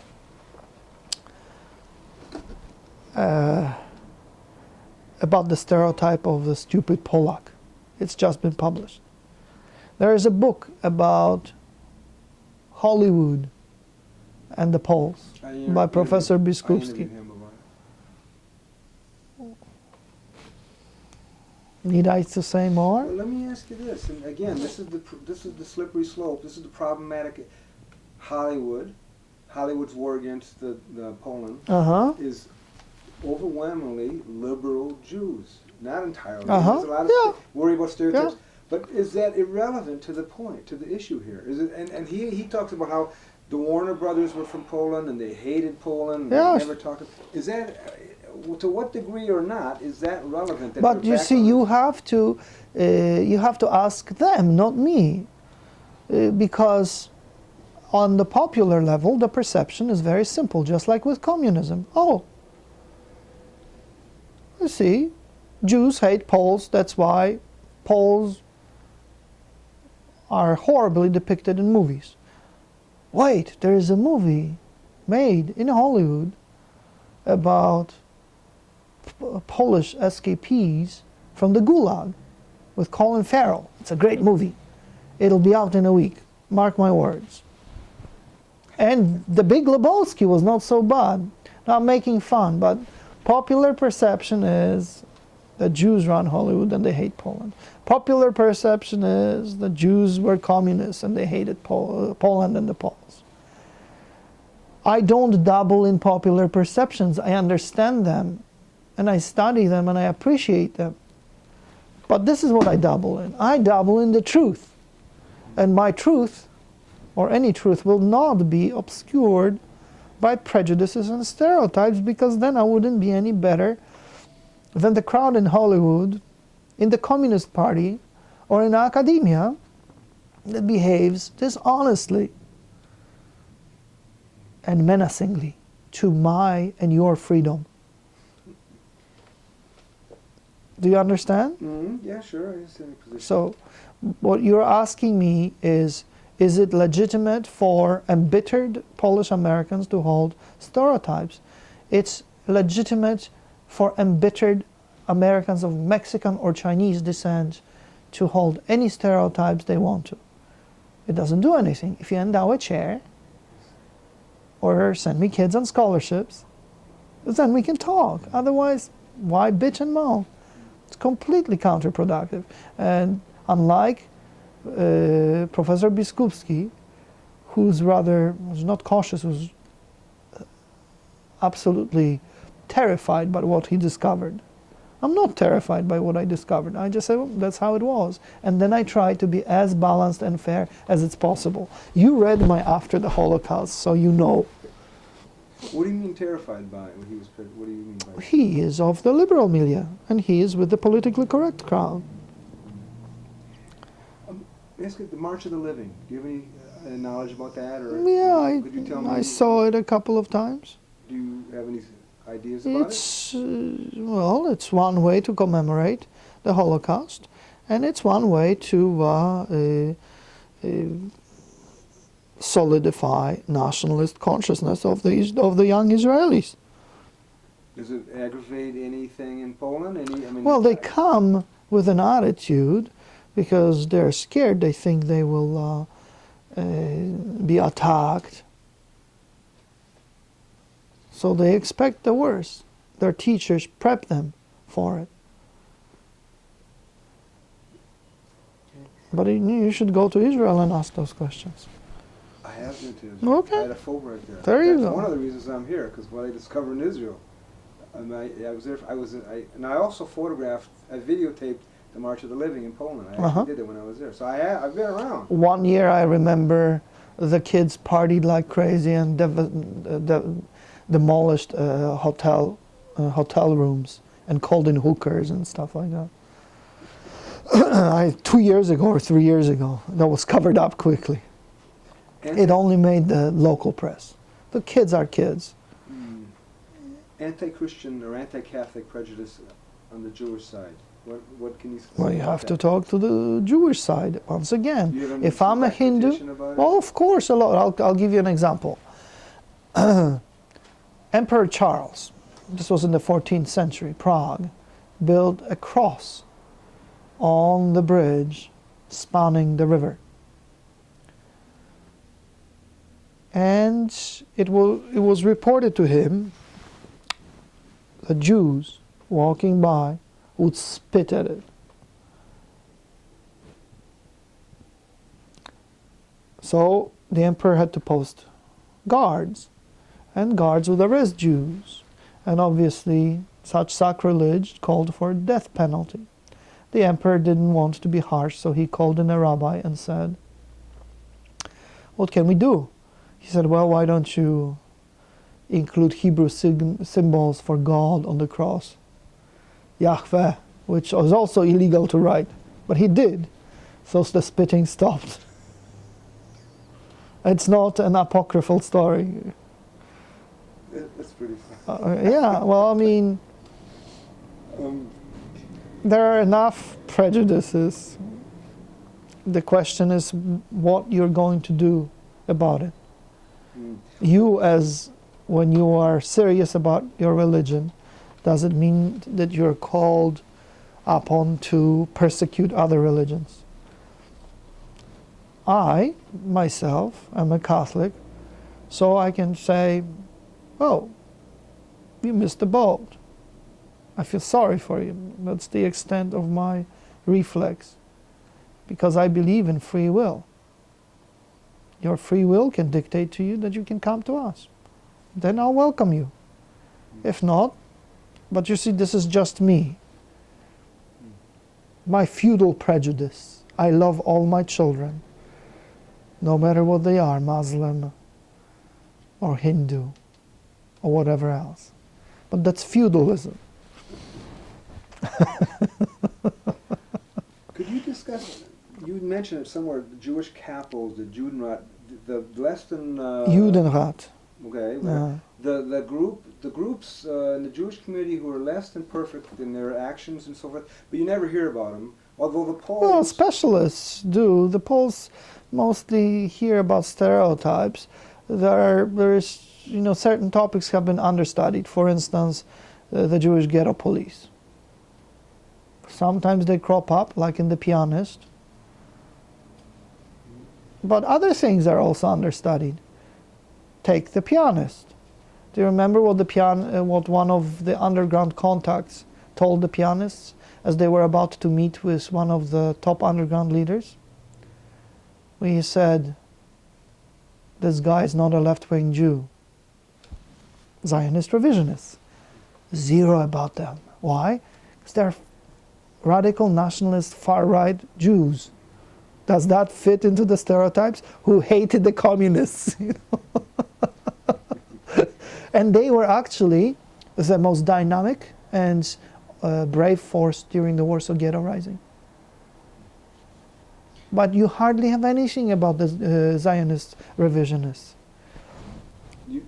For people who don't, you're talking about the far right, Hitleresque or fascistic, I've heard them described as neo-fascistic. Well, the fringe of the Zionist revisionists, would even write that there was no difference between them and Hitler except for anti-Semitism, but it was in the 30s, before the Holocaust. So, they admired Mussolini mostly.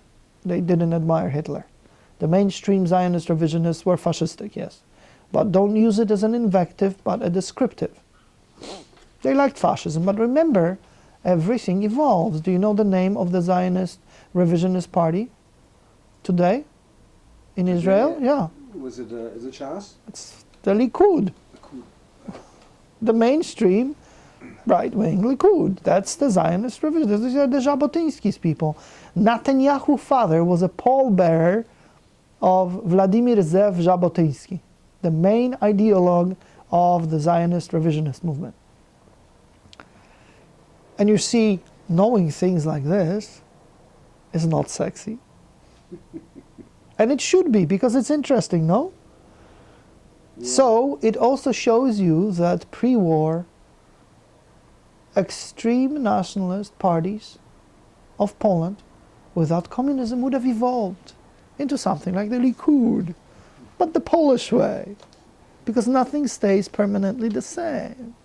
After all, the same parties before World War I supported parliamentary democracy, and they were not rabid. In crisis situation, radicalism sets in. And if you're surrounded by Hitler and Stalin, wouldn't you call it a crisis situation? It's not an excuse nor an apology for them, just a description. You allude to those who accuse of a Polish anti-Semitism, a racist pathology without any rational basis. Yes. Could you elaborate on that? Well, that kind of assault upon this goes back to sucking the milk. This is what they mean. It means, for instance, that when the priest starts a cooperative to organize the peasants, to pull their resources together, which eliminates the Jewish middleman, this is completely irrational and anti-Semitic. So it must be a pathology. Everything is anti-Semitism and it's all pathology. It's simply not true. There were people who were sick, unwell, and pathologically hated Jews, yeah. But most anti-Jewish measures had, for better or worse, a variety of what appeared to the authors rational justifications behind it. It's tantamount to saying that any critique of Israel is pathological. Well, there are people who almost say it's anti-Semitic. Of course they do. Yes, they say it's anti-Semitic. Of course they do. But it's a cop-out. Could you elaborate on that? Well, I'll tell you an anecdote. Because of the Holocaust, it's extremely hard to be balanced and measured and describe and judge certain phenomena involving the Jewish people in a scholarly way. It's no longer permissible. And it's no longer permissible to even inquire into certain phenomena. But without an inquiry, we really don't know what we're standing on. So here's my anecdote. Prime Minister Disraeli, who was a converted Jew, converted to Christianity when he was a child, heard that there was a Jewish conspiracy. And he quite, in earnestness, in one of his letters said, I would like to belong to it, but I just don't know how to sign up. And he wasn't kidding. You see, try to even joke like this publicly. No. Certain things are just off limits, and I can't stand it. I mean, I have inquired into a variety of issues. It's just my work on Jewish-Christian relations, on communism and various extremist movements have resulted in a lot of bad press for me and a lot of grief. It will not be the same all the time because everything changes. Pantare. You think there'll be an opening up on? Of course, mentality changes, culture changes. Just nothing happens overnight. Was there an implicit censorship here? What's going? How would you define the kind of wall against what the inquiry you're talking about? Well,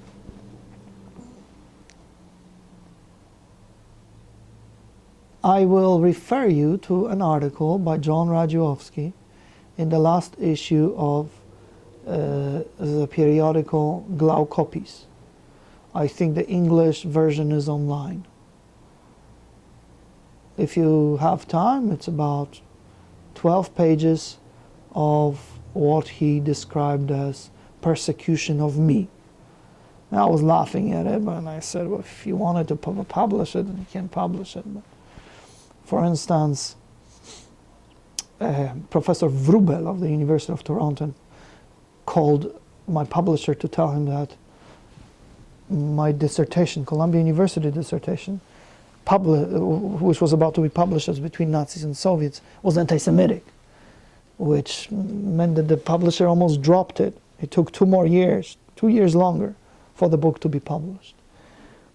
Then another professor, Antoni Polonsky, called the University of Virginia to tell them to fire me.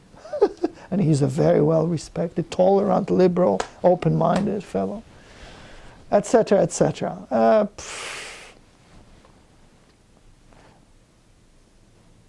My family has survived quite a bit. I'm the only male member not to have died on the battlefield, not to have been to prison camps, or tortured by the secret police in the past 300 years or so. So, that includes women in my family, too. What they do to me in America is annoying, but it's a joke in comparison. By American standards, I understand why John Radziłowski got upset, because he's an American of Polish descent. He's a professor at the University of Alaska, and he got upset because it's unfair. But by my standards, it's not a big deal. That's why I don't care about any of this. Do you have tenure and stuff like that? We don't have tenure here. Tenure. I've run across this commentary before from other scholars, this kind of thing. Whether it's about Israel, whether it's... I could have had tenure had I stayed at the University of Virginia, but that didn't happen. Norman Finkelstein, Yeah. he's liberal, left, whatever, but he lost his job for criticizing Yeah. Israel and all that. No, I don't have tenure. And I'm not criticizing Israel or the Jewish people or the Polish people or anything else. I just poke around. That's all. I'm curious, don't you think, that only truth is interesting? 100%. Yeah. That's why I'm doing what I'm doing. Finkelstein is a propagandist, and he does it because it fits his leftist agenda, not because he wants to stick it to the Jews. He dislikes the Jewish establishment, in particular nationalists, the Zionists, and he dislikes crooks. So you dismiss his Holocaust industry book? I dismiss his Holocaust industry book. I dismiss it as industry. I don't dismiss it as individuals being disingenuous. For instance, I know that Southern Poverty Law Center consistently indulges in scaremongering and has no credibility, therefore, among the fair-minded, but it helps them fundraise. And it's not just me, it's any number of things. What about restitution? The two Property restitution. I wrote a chapter in a book called Poland's Transformation. I wrote with a friend of mine from the University of Chicago Law School. I wrote a chapter on the question of property restitution. Per the Jewish community?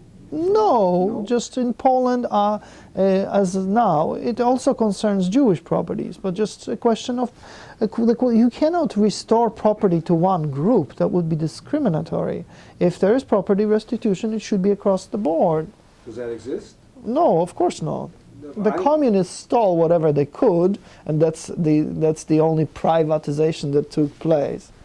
Well, the commentary I got from one of the Gypsy, the Roman scholars, was that the Gypsies have gotten virtually nothing ever. They didn't have anything in the first place. Oh, well, okay. The Jewish community, he argues the Jewish community has the power, the wherewithal, the economics, all that. So, they're getting. Why don't the Roma get together and agitate among the Gypsies? Now it's sexy to be a minority, and pass a law. There's no issues then? The restitution is just as far as the Jewish community? Is there any over-pushing? Is it cause any animosity? The Jewish community, the Catholic Church received quite a bit of properties back. Based upon that statute in the Polish law, other religious communities can also apply. So Jewish community, religious community properties have been returned to rabbis and Jewish community boards, etc. But it's Jewish. Now it's a question of Jewish community, Jewish individual property treated collectivistically. What does it mean? You, as the head of, say, the Jewish World Congress, will claim on behalf of all the Holocaust dead to be their heir. That's bizarre. It's not incongruous with Roman law, American law, or Polish law. But that's a completely different story. If there are descendants of property owners, then I can pull out a sheet of paper and rattle off 5 miles of properties which my family owned alone in central Poland, what is now Poland. What of the estates that Catherine the Great confiscated from my family in 1772? What of the estates my family lost in 1830? What of the punishment, including monetary punishment, for us participating in the Kościuszko insurrection in 1794? In other words, whom do I sue? Putin? Or maybe I should speak for all the nobility. Wait a minute, I'm one-fourth peasant, so maybe I shouldn't. Oh, on that note, maybe my one-fourth should sue and persecute the rest of me for having persecuted my one-fourth in the past. It's just, no, this is insanity. You mentioned that since 1999, the government of Poland has mandated the teaching of the Holocaust in all Polish schools? After 1989, it entered the curriculum. Finally, there was hardly anything on this. Why? Why did this happen? Because the communists eliminated, after 1956 or so, the communists eliminated almost entirely, in particular following 1968, the Jewish suffering from school curriculum, and afterwards it was restored. But now the liberal government has been dropping, like in America, George Washington and everything else. However, the Holocaust stays and is more than developed in the curricula. Is there any controversy about that? Yeah, moaning, the usual. Don't look at me. Do you endorse it? Is that a good idea? Teaching the mandated Holocaust teaching? No, mandated anything teaching. Everything is mandated. The kids don't want to learn anything. They want to hang out on the beach. Well, is this a factor? I guess what I'm getting is this a factor of the Jewish community effort to get out their ideas about? Not in Poland. I think the liberals introduced it, and then the Jewish community, of course, likes it, but it's minuscule. It's a part of the liberal worldview.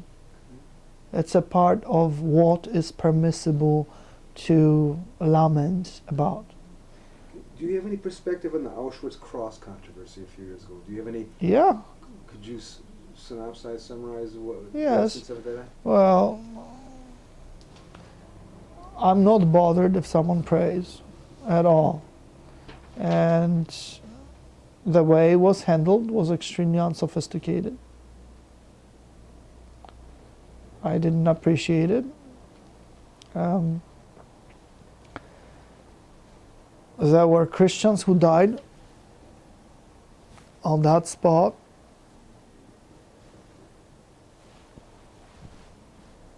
And I don't see anything wrong with praying for them.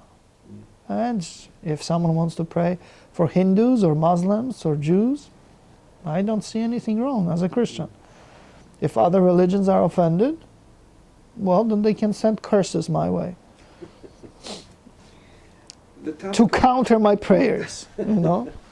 But the topic of Jewish anti-Polonism has been virtually ignored by historians. You've stated that. Could you elaborate on that? It's been ignored. Once again, the topic of Jewish anti-Polonism Polonism has been virtually ignored by historians. The fact that from the Jewish, anti-Semitism is just covered and covered. Well, I've just talked about it for 6 hours. So what else would you like me to say? Well, that particular aspect of it. Well, you've touched on a lot. It's the perception, and the perception is that when stereotypical and false views are advanced about Poland and things Polish, and most of those come from sheer ignorance, then there is no prejudice implicitly or explicitly perceived as far as their purveyors.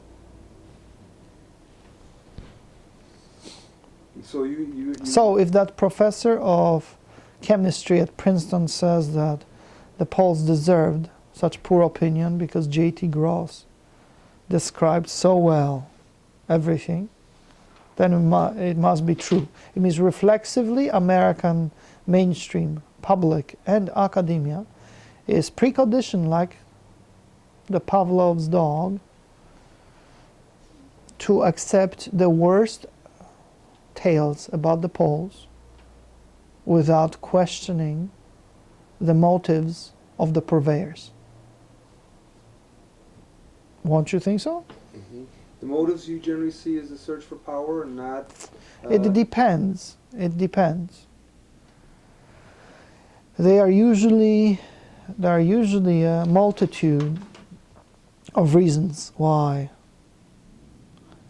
calumnies and falsehoods are spread. Some of it is a drive for power, to rule over my conscience. Other things can be just sheer prejudice or sheer stupidity.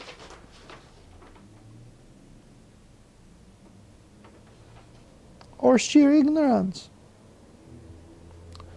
Or lack of professionalism. Remember that the leadership of the countercultural revolution likes clones, and the clones do not need to have anything but obedience. They don't need an imagination. They don't need an inquisitive mind. So they just repeat, rattle off what they heard, and pass it on. Sometimes in books one reads, you see the same falsehood replicated several times. You go back to the source and you say, aha. So they don't question authority. Any examples? Okay. About that? I read about a Jewish man being assassinated by the Poles, anti-Semitic Poles, somewhere in Western Poland or what used to be Eastern Germany, in 1945, fall of 1945. And so I looked at the footnote.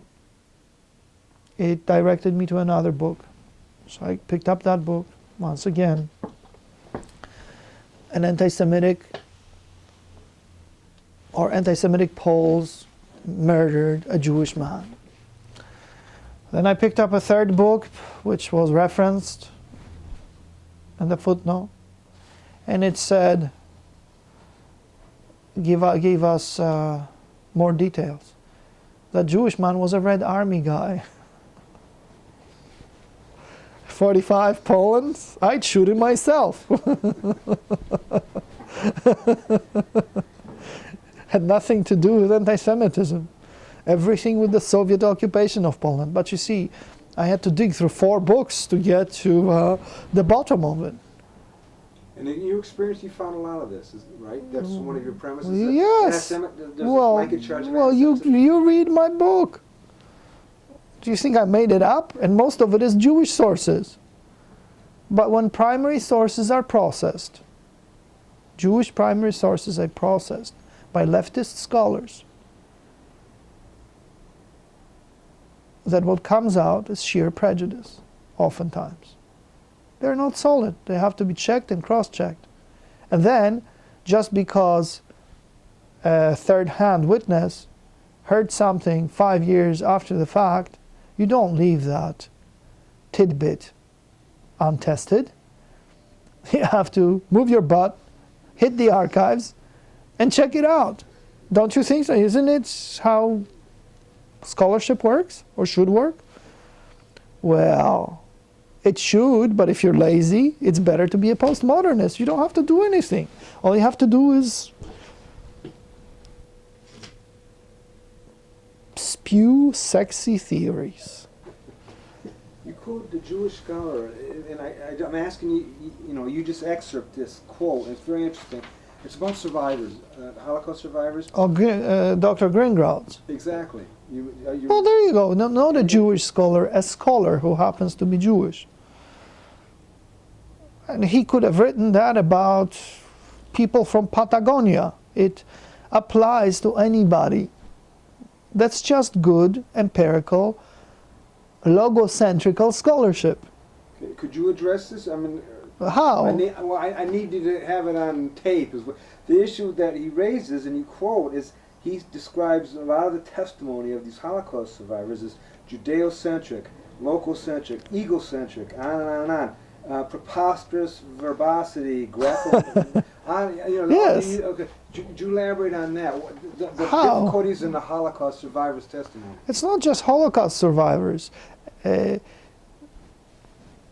Witnesses like to pontificate about everything. Very few people are disciplined enough to write about things that they saw directly.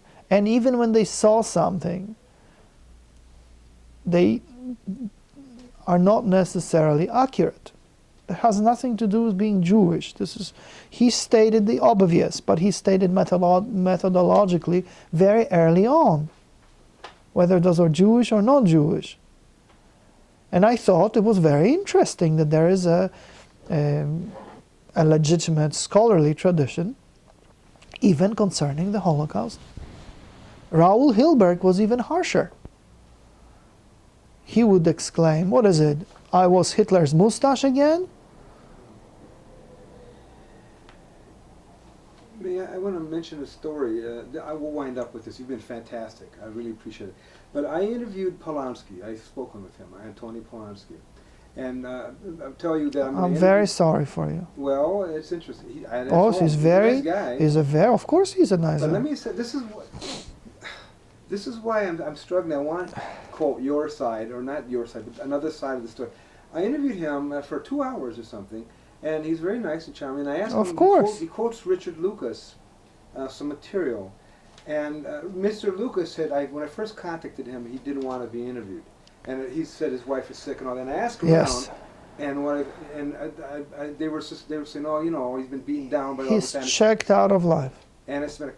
I contacted him again. I've had some email exchanges, and I've convinced him to go and discuss, particularly, I was looking at the selling of the Holocaust. Do you remember that? He wrote this little article. Yes. Well, the thing about it, when I was interviewing Mr. Polanski, I brought up that because Polanski quotes that, and he calls that anti-Semitic. He called Lucas, and I thought, wait a minute. You know, I didn't say nothing, but that was the reason why I pushed to get I want Mr. Lucas's opinion, because the wall of this is anti-Semitic. You're an anti-Semitic. Mr. Lucas is everybody's anti-Semitic. So it's like your perspective and his perspective are never seen, or they're squashed. No one knows it. So could you give me feedback on what I've just told you? On what? Well, that's between God and Professor Polanski. I can't help him. He used to be rather fair and balanced, but he lost the scholarly discipline at the end of his journey. But he caused people like, he didn't mention you by name, but he mentioned apologists for Polish nationalism.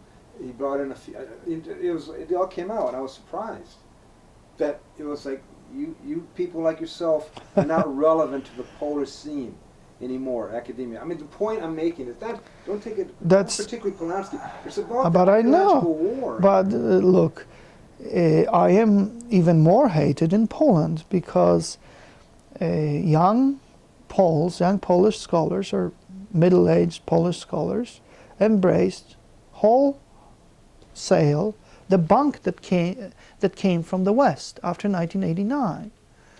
And the communists did too. Why? Because communist propaganda was no longer working. But here was a ready paradigm how to bash tradition and patriotism on the head. So it was too convenient to pass it. And the young would like to be sexy, they would like to be invited to conferences, they would like grants and scholarships, they would like to be published in English. So you think that what I do brings anything but grief? Then you would be wrong. What I do by touching anything Jewish and Polish has brought me nothing but problems. So I don't need to do it. As I said, I'm not making any money. Are you beginning to get intimidated? No. Or are you having second thoughts about? No. I interviewed one. Are they going to send the secret police here and start shooting? Then fine. No, but grants, lectures. I don't care. I don't care. I don't care. I mean, now things are a little bit different because I have a family, but I really don't care. I have a very, very strong support network, and I'm a snob. So even under the communist occupation, when we were children, my grandmother said that this was all nonsense, that we were always right. But this is simply, I'm rosy sunshine by definition, and it's simply my personality. Just in summary then, what is your crime? And for all these people who are... I don't know, ask them. Well, come on, you have to, you have a sense of, you're a scholar, Now, if all this But hate is coming your way. But this What is do you make of it? well, it's very simple. I dare to have an opinion. And they are so open-minded that their brains fell out. That's the definition of liberalism. Everybody is entitled to their opinion. So you're not you distance yourself from the issue of their Jewish identity, and you're focusing on the idea of their liberal. I don't even know who and who's not. Mr. Vrobel, is he Jewish? I have no idea. You don't know him? I know how I've met him. He's a leftist. Okay. I know Anthony Polanski is Jewish, but so is Herb Romerstein, you know. All right, you've been fantastic.